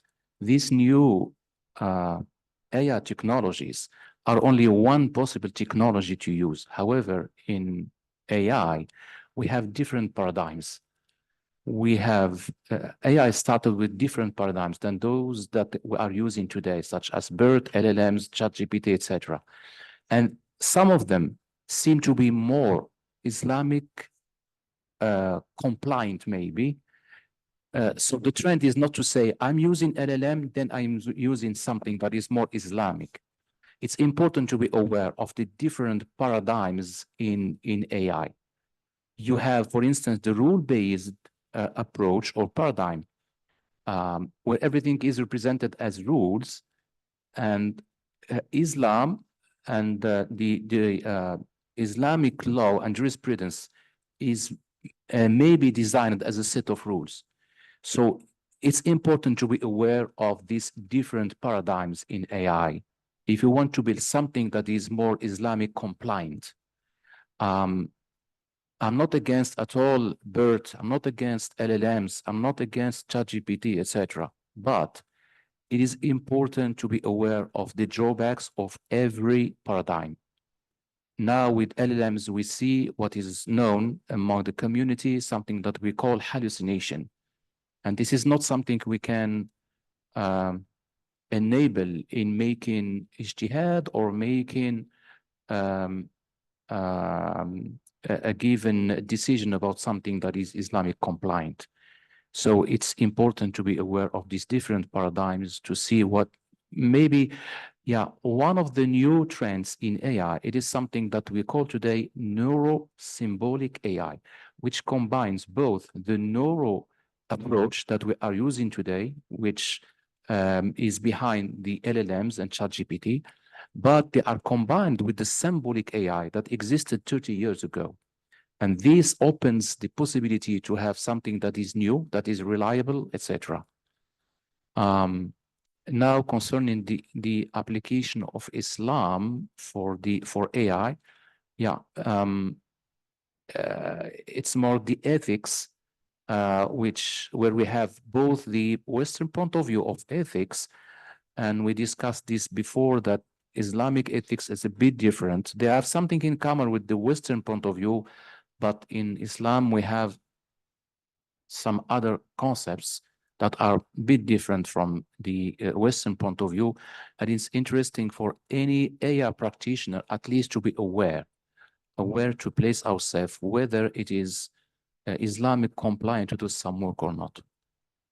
So that's my point of view regarding the question. So for instance, when we were having lunch, I gave the idea of when you have to, for instance, develop a AI product for a financial institution, they may ask you, for instance, to develop something to what we call customer segmentation. So you segment your different clients and customer according to the transactions, what they need, what is the most convenient product and services the financial institution can provide to this client. And one of them could be, for instance, give them the loan. But we don't know, some loans, they are not Islamic compliant. So if you have to develop such a tool, do you respect your Islam or not? So that's the question that you have to ask yourself. From the Western point of view and ethics, there is nothing that harms you to do such a work. It is really possible to do it. From the Islamic point of view, you have to ask yourself whether you can do it or not. So this is one example, for instance. It could be if you are working in the context of robotics, then if you are working to develop a sexual robot, are you going to develop it or not? So this is the kind of question we had to have to say from the Islamic point of view, for instance. Yeah.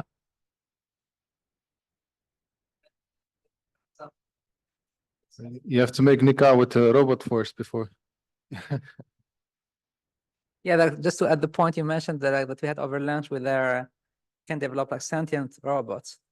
So is this something that would be like good or not from an Islamic point of view? So you are going to disconnect human beings from other human beings. Is this something you would like to do, or are we supposed to just be loving between human beings instead of love from machine, or is this like something that we could accept, Islamically speaking? Because in a way you are reorienting the senses that Allah gave you to that were supposed to be for something, like another human being, to something else. So in a way, it would become sort of. I'm not saying like it's kufr, but it's like in a way it's kufran and ni'am, where you are using the blessing that Allah gave you for something else. But I don't know, just a thought. I'm not saying that we shouldn't do it, but it just doesn't seem to be correct somehow to be emotionally attached to. Just to come back to your question, well, can we marry a robot? And it just sounds, not ethically correct, because you are using what Allah gave you for, that was meant to be for another human being that you are using for a machine. So in a way, like reorienting the blessing that Allah gave you to that which not it's meant to be for.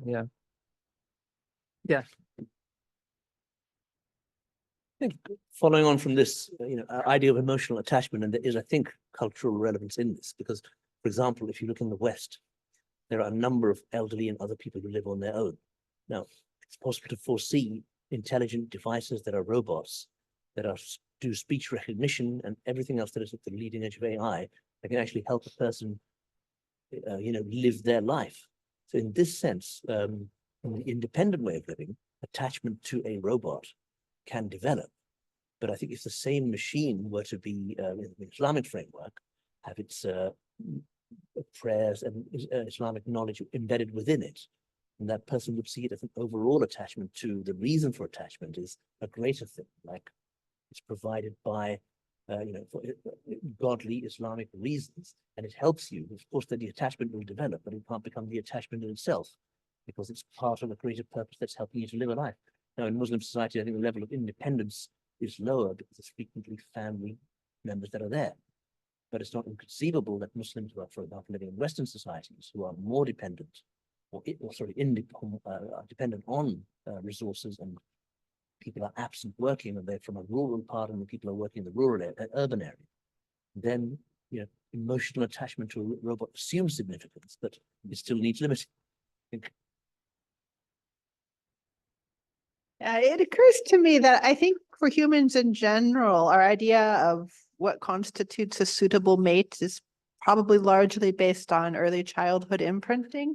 So if we did have robo-nannies, maybe children might learn to emotionally imprint on robots as well, and that might lead to a greater tendency towards that direction. I mean, my other thought was, just to be honest, I don't know if it's all the world over, at least in Muslim societies, frequently an interest in these sorts of technologies is due to social problems that make it, in the Muslim world at least, make people unable to marry, like extremely high or overly high financial requirements and social restrictions and so forth. That is to say, they want to be living their life with another human, but the society is not allowing it. So it's just like a coping mechanism, if you will. And, the real thing to do is to fix the society rather than deal with the technology.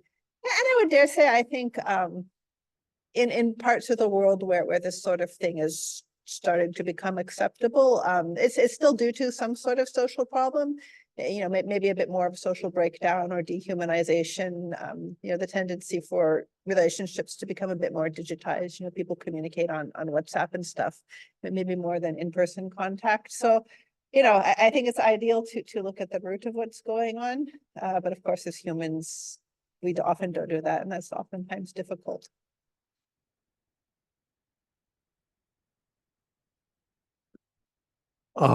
This may be a red herring, but your reference to the digital nanny Now, it's one of my idée fixe, to use a French expression, my familiar tropes, is that it is very key to establish an emotional, even sort of personal relationship with something, but it's got to be, children, for example, use the sense of touch very much.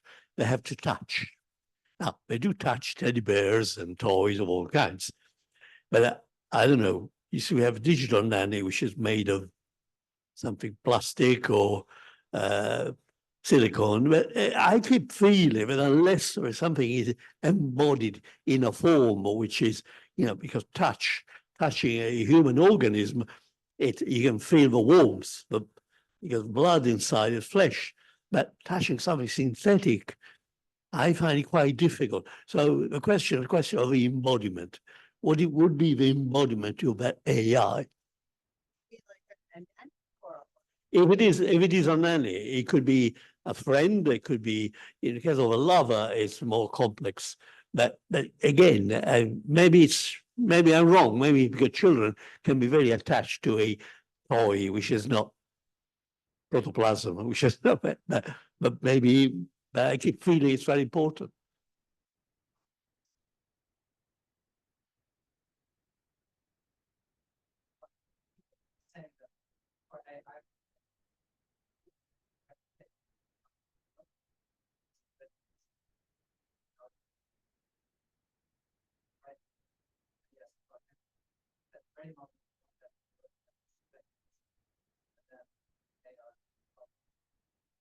Yeah, but I think it's also the question of how children are interacting with, screen devices nowadays. And how is that contributing to the greater disembodiment of society? I mean, does that somehow psychologically substitute or not? I think it is reasonable to say we do have a bit more of a disembodied world among those on this side of the digital divide. But it's a good question. Yeah, I mean, I tend to be a little old-fashioned about this. I think it's not particularly healthy. I mean, I can completely understand why people, shut up their kids with an iPad or something. But yeah, I mean, certainly I try to limit the way that technologies control me. I mean, I actually do turn off my phone when I'm doing things, which annoys a lot of people. But everyone's different. I think there's some relevance to this family fragmentation AI. For example, now you do have I know a household of a friend of myself where the mother and father have very different priorities. The mother is doting on the child, but she had a relatively underprivileged upbringing herself. So the child is fully encouraged to go away and buy whatever he wants. So he's getting through his share of forests with Amazon's cardboard being delivered. But the thing is, the purchasing pattern is picked up by the technology. There's a number of customers who bought this also bought that. So then he's buying more and more of those things. But surely along that line, that artificial intelligence, the machine learning, something is being lost in the moral values of demarcations, also leads into the consumerism as to, how you might place limits on somebody's purchasing pattern. Because behind that, there might be some fragmentation of normal family values or pockets going increasingly into the red, which is not desirable for stable family setups. So if we have those robots, I think there's a big risk of neglecting our Islamic responsibilities. So if there's some care robot that takes care of your parents when they're elderly, or some care robot that takes care of your children, I think that that raises the risk of neglecting your Islamic obligations towards your parents or towards your children. So this may be also a risk that needs to be considered when having those types of discussions. Yeah, I just want to point out that some people may actually prefer a care bot. Like with therapy bots, it's been found that some people prefer to discuss like sensitive or embarrassing or intimate issues with a bot because they feel like it's not going to be judging them or shaming them, but they don't want to show that same weakness or situation to humans. And some people don't don't want their children, for example, to see them, when they're weak or, have incontinence or these kind of things. And, in that regard, it's a bit less embarrassing to have a machine interacting with you. It goes both ways. Is that a good thing? I think it's a human thing, in Islam we do emphasize the intrinsic respect of Bani Adam, and certainly you don't lose your respect if you're bleeding or smelling or oozing or whatever, or unable to feed yourself. But a lot of people still feel like they'd like to maintain that. I mean, yeah, I guess if you want to delve into it ethically, it's better to be humble and acknowledge that you need to be dependent sometimes, and it's good to serve, and that can create love. And there are all of these spiritual benefits to physical dependency, but at the end of the day, some people, it's harder for some people than others, and I respect that too if it just doesn't work for some people.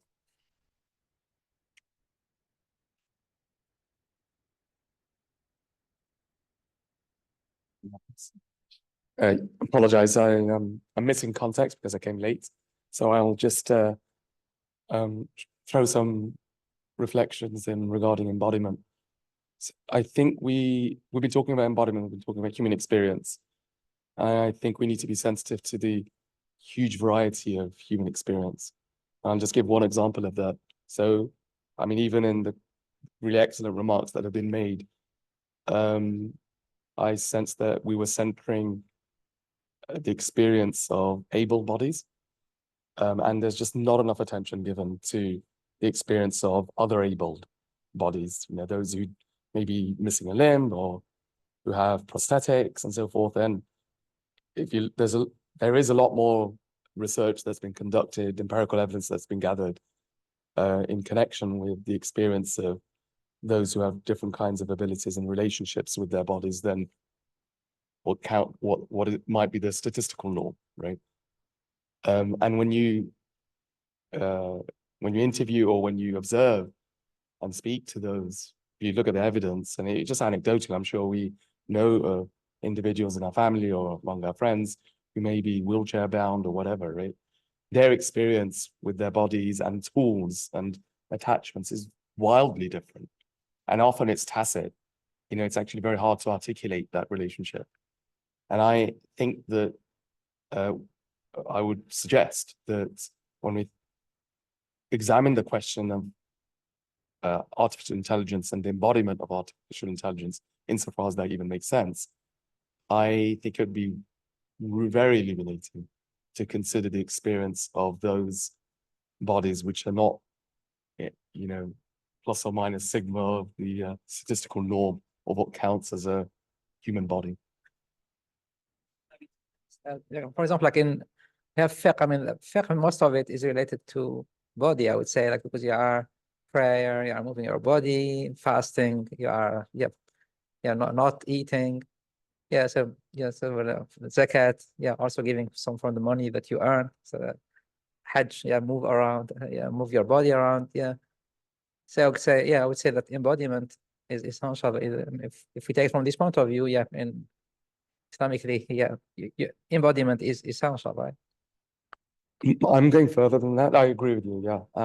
I think embodiment absolutely is essential. But what I'm suggesting is that we don't make too many presumptions about what embodiment actually constitutes. I think that question is open and it evolves. It's partly, there's probably some ontological constraints to it. I mean, there are, but a lot of it is also, there's a considerable amount of plasticity to what counts as the body and our experience of the body. Just think about it. If you just do a genealogy, if you do just a historical survey over the last 100 years, forget about a millennia, I imagine that we'll find would be very surprised at the range of experience and how, I wouldn't call it progression, I'd just say it's changed, it's altered, it's transformed. And I think we all know about Foucault's studies on the history of sexuality and the prison and so on, what we might think about his philosophical and ethical views. I think he made an incredibly, he opened up that whole area. And it's very important to take into account that the vast amount of literature that's been accumulated and there. And I think the Muslim community generally are somewhat behind in being aware of experiences in those among those kinds of communities. And we all have, it's very much part of our lives.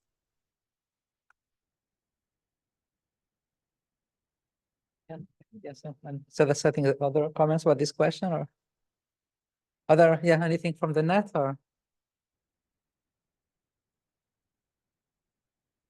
For our beliefs, this is sensitive and critical as this can identify our destination in paradise or in the hell. I cannot say to Allah if I was getting my answers from AI and these answers were wrong or manipulated by the algorithms or LLM or AI. However, AI can be used in Islam to help scholars as an advanced smart tool for scholars. So I'd like to call it AI in Islam rather than Islamic AI. In case of Ijtihad, I think AI can't be mujtahid, but maybe a machine that gives us some ideas about what we ask it, because AI can't be Muslim, as it is first condition of Ijtihad. It's Muslim, it should be sold, and does it have consciousness? However, the AI is there that Muslims didn't make, someone else will make it, so it's critical to take the lead and move forward in that field in all cases and explore it, and make the rules and the policy about AI in Islam. About embodiment, one point I heard that I think has a lot of truth to it, just getting back to sort of subconscious things that feed into us, is that it's been argued that quote unquote Eastern cultures, and by that I mean like Japan and China and India, non-Muslim India and so forth, are more open to robotics because there isn't as much of a cultural fear of idolatry, but Western cultures tend to go for the disembodied AI, in part because there is this somehow association with robots and, you know, statues of idols that speak. I think that there might be some truth to that. It's not like they don't have robotics in the West, but it is true that, you know, a lot has been put into non-tangible, not unphysical digital beings versus a digital being that can sit there and give you Buddhist teachings or carry out ceremonies and so forth. And that's, in both cases, that discussion doesn't really involve the Muslim majority world. It's more like the West and East Asia. What I hear is interesting. In the 19th century, there were, you know, there was like technological races. Then there were patent races after that. Yeah. The brain drain from Britain across the pond to the States, where funding for ideas of computerization. Charles Babbage went over there. These ideas all existed. This comment is interesting in that if it's going to be a race for priority, moral ideas, values, and justification, then it is important with the world population being so high now. And if the world is largely going in unidirectional, then in this form of a race to capture the minds of people within Islam doesn't seem some significance because there's money being splashed around so much now. It's not as hard to get funding for direction. If AI is the talk of everyone, these devices help everyone be aware, whereas once upon a time, AI would have been the preserve of the people in the relevant jobs and fields. So I think it actually becomes more increasingly relevant to talk about AI within Islam as well as outside, or there might be a joint AI. But the nature of heading does matter more. I think.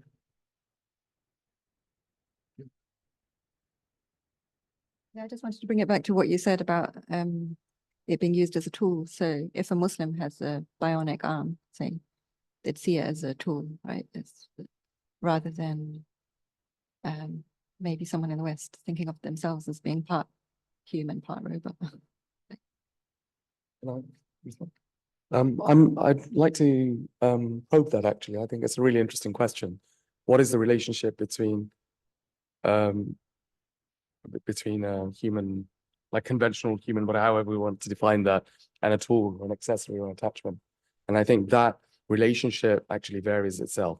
If you ask a blind person, what is their relationship with the stick, you know, whatever they use to support them? It isn't an ordinary relationship. It isn't the same as I might have a relationship with my umbrella, no matter how often I use my umbrella. If you look again at some really fascinating studies within philosophy of mind, which explore that relationship. They by taking into account also actual observational studies, they report that the relationship is a lot more symbiotic than we imagine. So they don't view these accessories and tools as entirely parts of their human body, but not entirely detached. There's this kind of liminal space in which those accessories reside. And that raises, again, really interesting questions about the nature of the brain. I mean, again, I don't think we should underestimate the plasticity of the brain and its ability to be able to forge these kinds of relationships. And your remark about how many of these experiences are kind of rooted in childhood experiences is really important, because I think that's probably where some of the foundations are established. But again, there's no determinism there, because we know that that experience can move in so many different directions. So I think if judging by the way that things are moving, we're probably going to see a lot more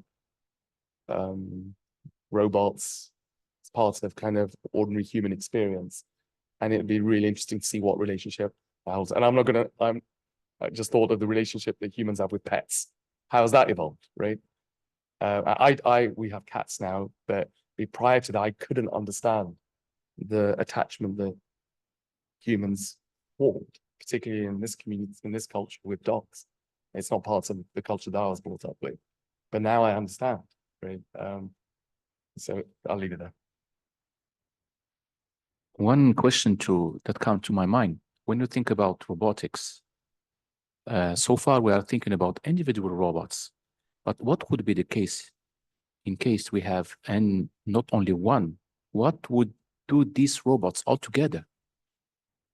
Are we going to put them in the explanation of the آية جعلناكم شعوبا وقبائل لتعارفوا? I have an answer.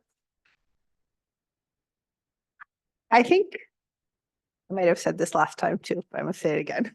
If I were a robot that's like sentient and conscious and everything, and I've got no particularly limited lifespan except for like my maintenance, and yeah, I need some stuff, but I don't need earthly stuff. Like I don't need plants, I don't need sunlight per se. I would just make a spaceship and go somewhere else. I don't need oxygen. Earth has limited resources. It has limited data. It has all these people sort of doing random things, let alone animals and bugs. I just leave and make my civilization somewhere else. So I guess it would be, yeah, its own sort of, shu'ub and qaba'il, so to speak, but maybe not. Yeah, I guess there would probably be some integrated with us, but I suspect they'd just go and do their own thing and would be sort of not that interested in us, except to the point where they are, made to serve us. About the in between. Yeah, that's it. So you think that humans people have to wear. Well, yeah, because if you have like a biological bond, like I need to be on Earth because it's my parasphere. But a being that doesn't has a lot of options. Yeah, so in that case, you can just try to take over and get rid of the other humans. Well, we'll have to go through the science fiction library to find the answers for that. But also, no, I mean, I do have thoughts on that, some of which I had in my paper, and so yeah, I found it interesting because I mentioned Dorobantis's work, and I read a paper he came out with recently, and he was talking about some of the same things that, like, let's say we have transhuman is a good boundary case, because if you have a non-human, say, conscious robot of some kind with free will, it doesn't have animal instincts and it doesn't have animal limitations. So that gives it a very different experience, because most of our acts as humans are basically survival-based, fear-based. So they're instinctual, and that evolves into all sorts of things. Of course, we've got some higher aspirations, but a good bulk of our behavior is quite basic, both individually and communally. And something that doesn't have instincts or reproductive drive, I mean, so something that's not necessarily going to die right away, doesn't need to reproduce, or might find it disadvantageous. Why does it need several of it? But it might have an idea of this is how many of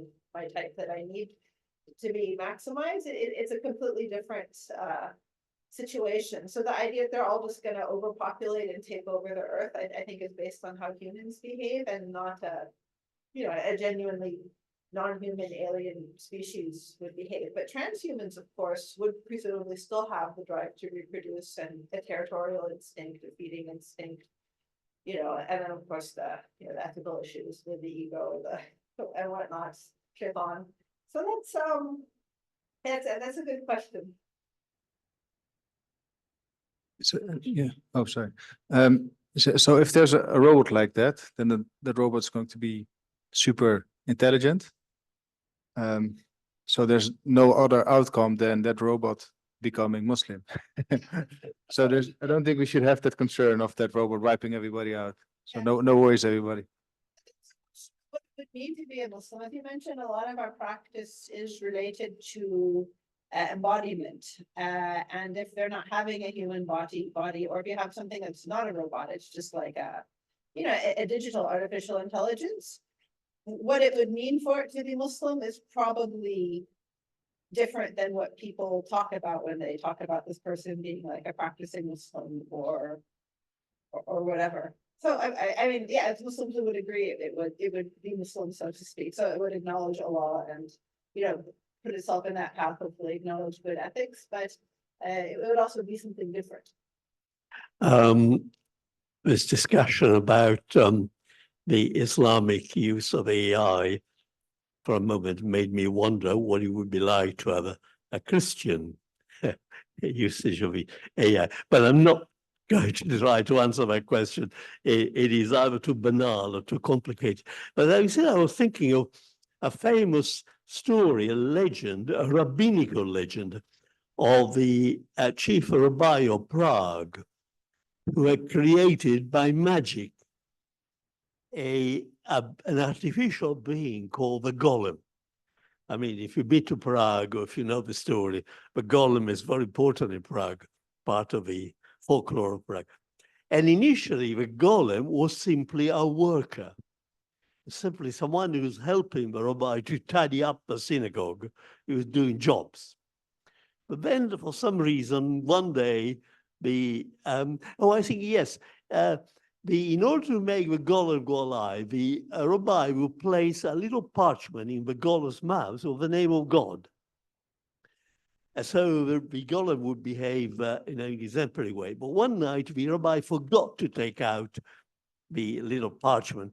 And so what happened? The golem went berserk and rushed around the roads of Prague, disturbing everybody's peace and quiet until the rabbi grabbed him again and put the parchment back. So the question is, I mean, instrumental use of AI, use AI to achieve certain purposes, which is consonant with human ideas and aspirations, or could that AI, go rogue? We had plenty of fictional examples of that. That's kind of what I was getting at. This is part of the cultural heritage and religious heritage that we're receiving, including the message from narratives such as this, that artificial constructs are bad and will turn on you. I mean, same thing like with Frankenstein, for example. But that, I guess the underlying question is, are these actual human truths that are expressed in some stories because they're true, or is it just a cultural inheritance that's a choice and maybe a different culture would have a different view?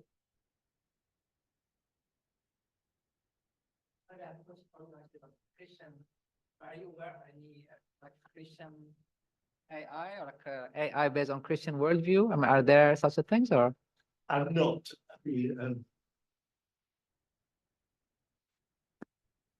Very briefly, I'm not, but I suspect the evangelical strand of Christianity will probably have a go at that.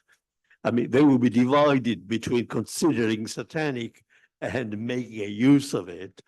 Again, I mean, thinking aloud, if one key category of Christian theology is the fall, Adam and Eve falling out of paradise, and you could speculate, I think it was a great theologian who speculated that after the fall, there is a long trek to go back to the original heavenly status, through various tests and trials for profits and so on and so forth.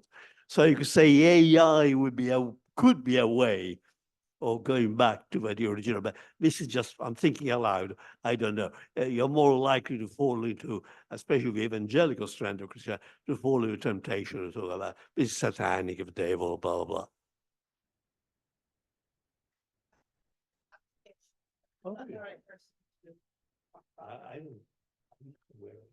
I saw there are just some large language models that are like ethical, developed by some Christian organizations, but it's mostly from the ethical point of view. It wasn't like a Christian worldview. Yeah, so I wouldn't see how, as Muslims, would be different from what they did. Yeah, like the ethical LLMs, they sounded like very ethical, even from an Islamic point of view. So it just sounded natural. Yeah.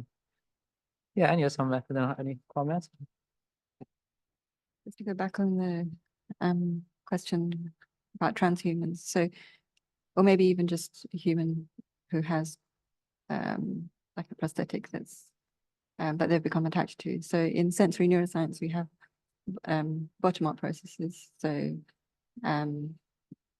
we use our sensory systems, but we can also develop attachments to other things, like, so then by association, those things are processed further up in the brain. But then we also have top-down processes, so like cognitive effects.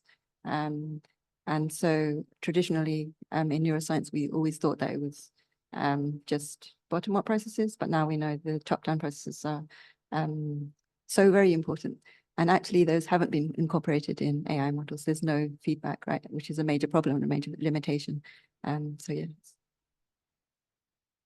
Do you want to talk about the writing and the typewriters? Yeah. So this experience, I don't know I think you heard it of the Nietzsche experience with a typewriter. At some point, he had like a problem with his eyesight, so he could no longer use the fountain pen. And so he bought a typewriter, and I realized that by using the typewriter, his entire philosophy changed, and it became more, like mechanical in a way. So and then some people actually use this and other. And there's also another, like Nicholas Carr in his book. I even started with the article, is Google making us stupid? And the other one is another book where he was arguing that technology as such in general, even including Google, is changing the wiring of the brain. So the way we are perceiving the world is even being affected. So it's like one. It's not only us using instruments. It's like, it comes back to your point of the instrument you use. They also have an impact on our own way of thinking. So so this is where somehow I was arguing that that AI as such is affecting our worldview. And then even Heidegger, he talks about this concept of inframing, where it's saying that technology as such is displacing the worldliness of the world into a man-made world. So in a way, it's like we are getting further from reality as such by just adding extra technological tools. So if it's not really necessary, like for example, handicapped people really need it, these kind of tools to be able to be functional. But if it's not necessary, then it's just become more distant from perceiving reality. So like as we were discussing over lunch, I also had this argument about René Guénon, who also he argues that we are in era of over quantification. So there's what he calls the reign of quantity, and so AI as such is into that mode of over quantification, and then he makes there's this duality between quantity and quality, and then for him as human beings we are meant to be closer to quality because this is about our nature. We are like spiritual beings in bodies, so the souls are more closer to quality. But then if you over quantify, then automatically you are killing your spiritual faculties in a way. So you are closing the spiritual faculties that we have. Are there examples of symbiosis, like a violinist, for example? Their violin is not just a thing; it becomes part of you. It shapes how you play it and use it. You're going to affect the instrument long term too. I guess maybe the more essential thing is to your being, whether it's like just physical sensing, but also if that's your craft and your identity and your calling, it's still very essential to you. or for some people, it might be a typewriter or nowadays a computer, like if they're an author or something, then, you know, it doesn't have that, always have that clear subject-object divide. Yeah, that's true. So my sister is a pianist. I think like for her, like the playing the piano is the way to express our feelings. It's like very Yeah. Express our Yeah. But sometimes a pianist will use different pianos, but for some instruments, you usually have your instruments, you know, and it's you know, no one would say that it's just replaceable by any other instrument. It's interesting. Some crafts. I mean, the violinist is someone that combines creativity, inspiration, skills, and also a question of the power of music, which is not merely conceptual, goes beyond that. But I think some crafts, like take a carpenter. A carpenter makes furniture, chairs, and the like, and the skills of a particular craft are, in a sense, technical. I mean, remember, you can't have Christian carpentry because the point is, even if you can use the chairs for a church, but the skills pertaining to carpentry are not. So I don't know if you say you cannot have Islamic carpentry. Jesus wasn't he a carpenter? Leaving that aside. I mean, his father was a carpenter, so in the Gospels, whether he was a carpenter, not quite clear. But you see what I'm trying to say? It seems to me that the example of the violence is good because, again, it's music goes beyond the mere conceptual instrumental. But in cases like carpentry or hydraulics, I would say it's quite different.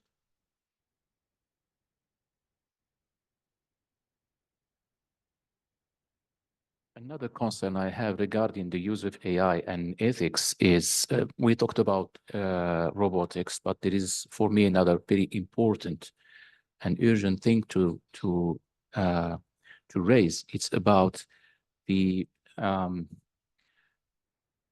now the latest paradigm of AI is the neurological AI, where we understand how the brain functions, and we try to imitate the functionality of the brain within computers. But at the same time, we're not 100% sure about how it functions, but we understand pretty much. But at the same time, this imitation gave rise to another idea, which is brainwashing. And this is, I mean, a big issue for me. I started watching some science fiction movies, and I simply stopped. I was not able to see and continue seeing these kind of movies, because we can imagine that in the near future, secret services may make use of this technology to brainwash people.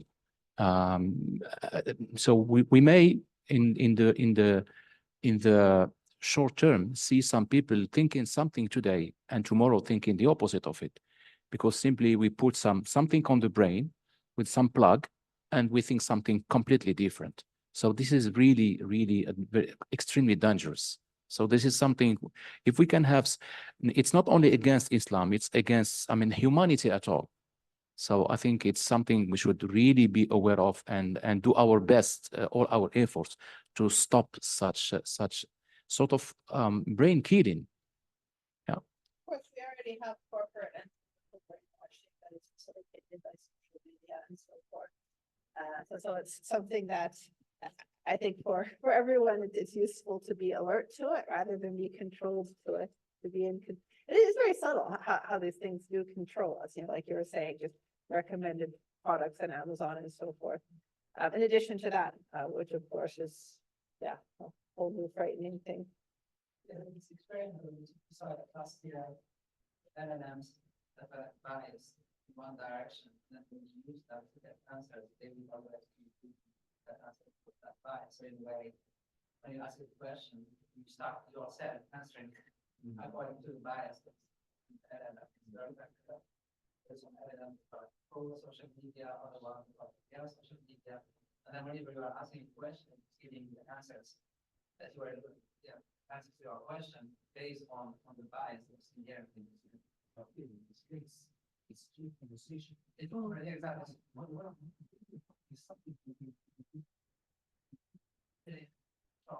Or even infants. Yes. Yeah.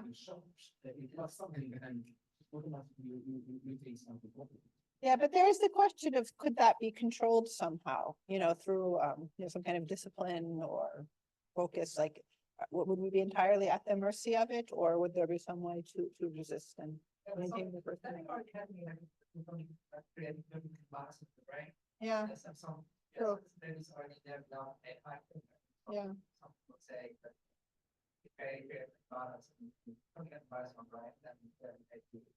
Happy or depressed, so your entire worldview is changed by paying.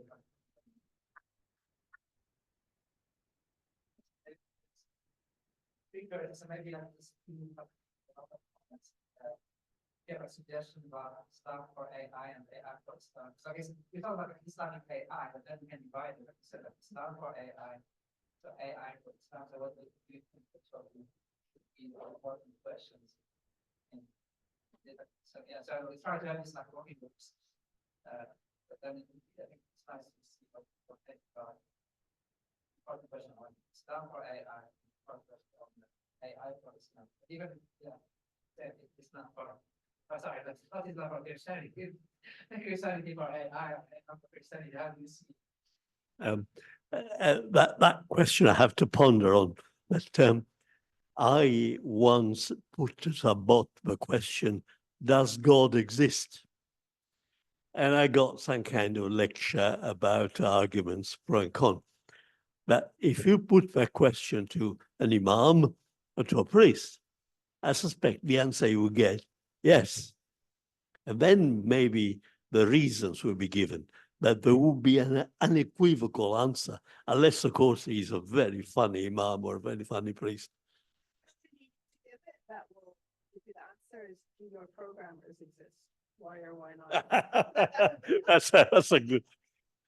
That's a good one. Yeah, that was actually my paper. It's true, because I mean, in part, it's been trained not to give an answer to the God question. But that's a bit more of an open question. Right. Your programmer exists. That's a good one. Yes, Yeah. I can remember that.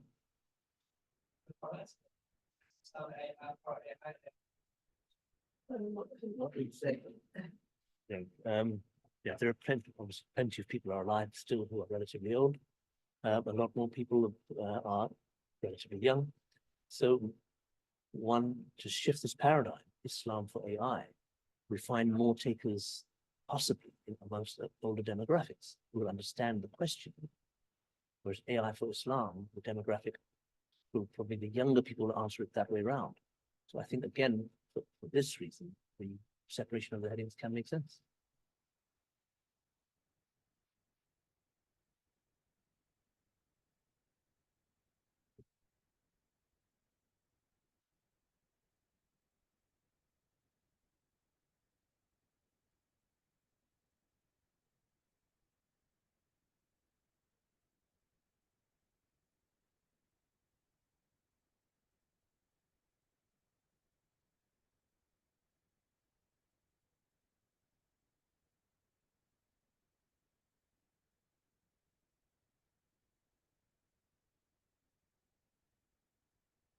I can't hear a word. So it's my fault to me.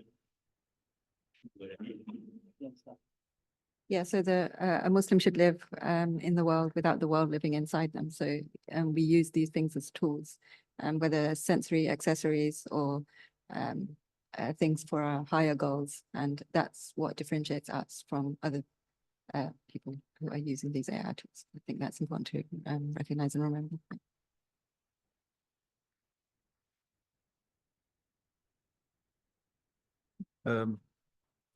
Another question we should maybe be focusing on, and it's not some sort of research topic. It's so this I think this is a great initiative. So thank you very much for setting this up.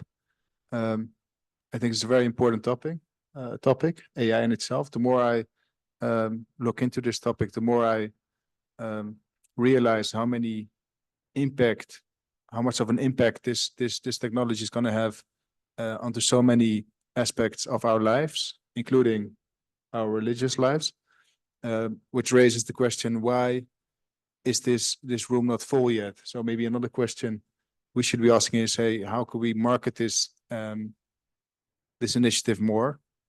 Because it's a very important topic that interests a lot of Muslims in this city.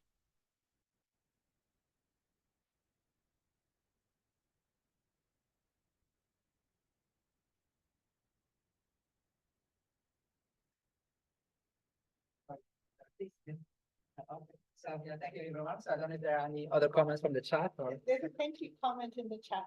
Okay. And All right. thank you all for being here still on Zoom. Yeah, thank you for being so late. Okay, yeah, thank you all for coming, and especially to Dr. Amina for the nice talk. Thank you. Yeah, yeah, thank you very much. Yeah, thank you. Thanks. Thank you, everyone. Thank you. Thank you. Thank you. So maybe people here, we don't see them, so that just they are not embodied. No embodiment.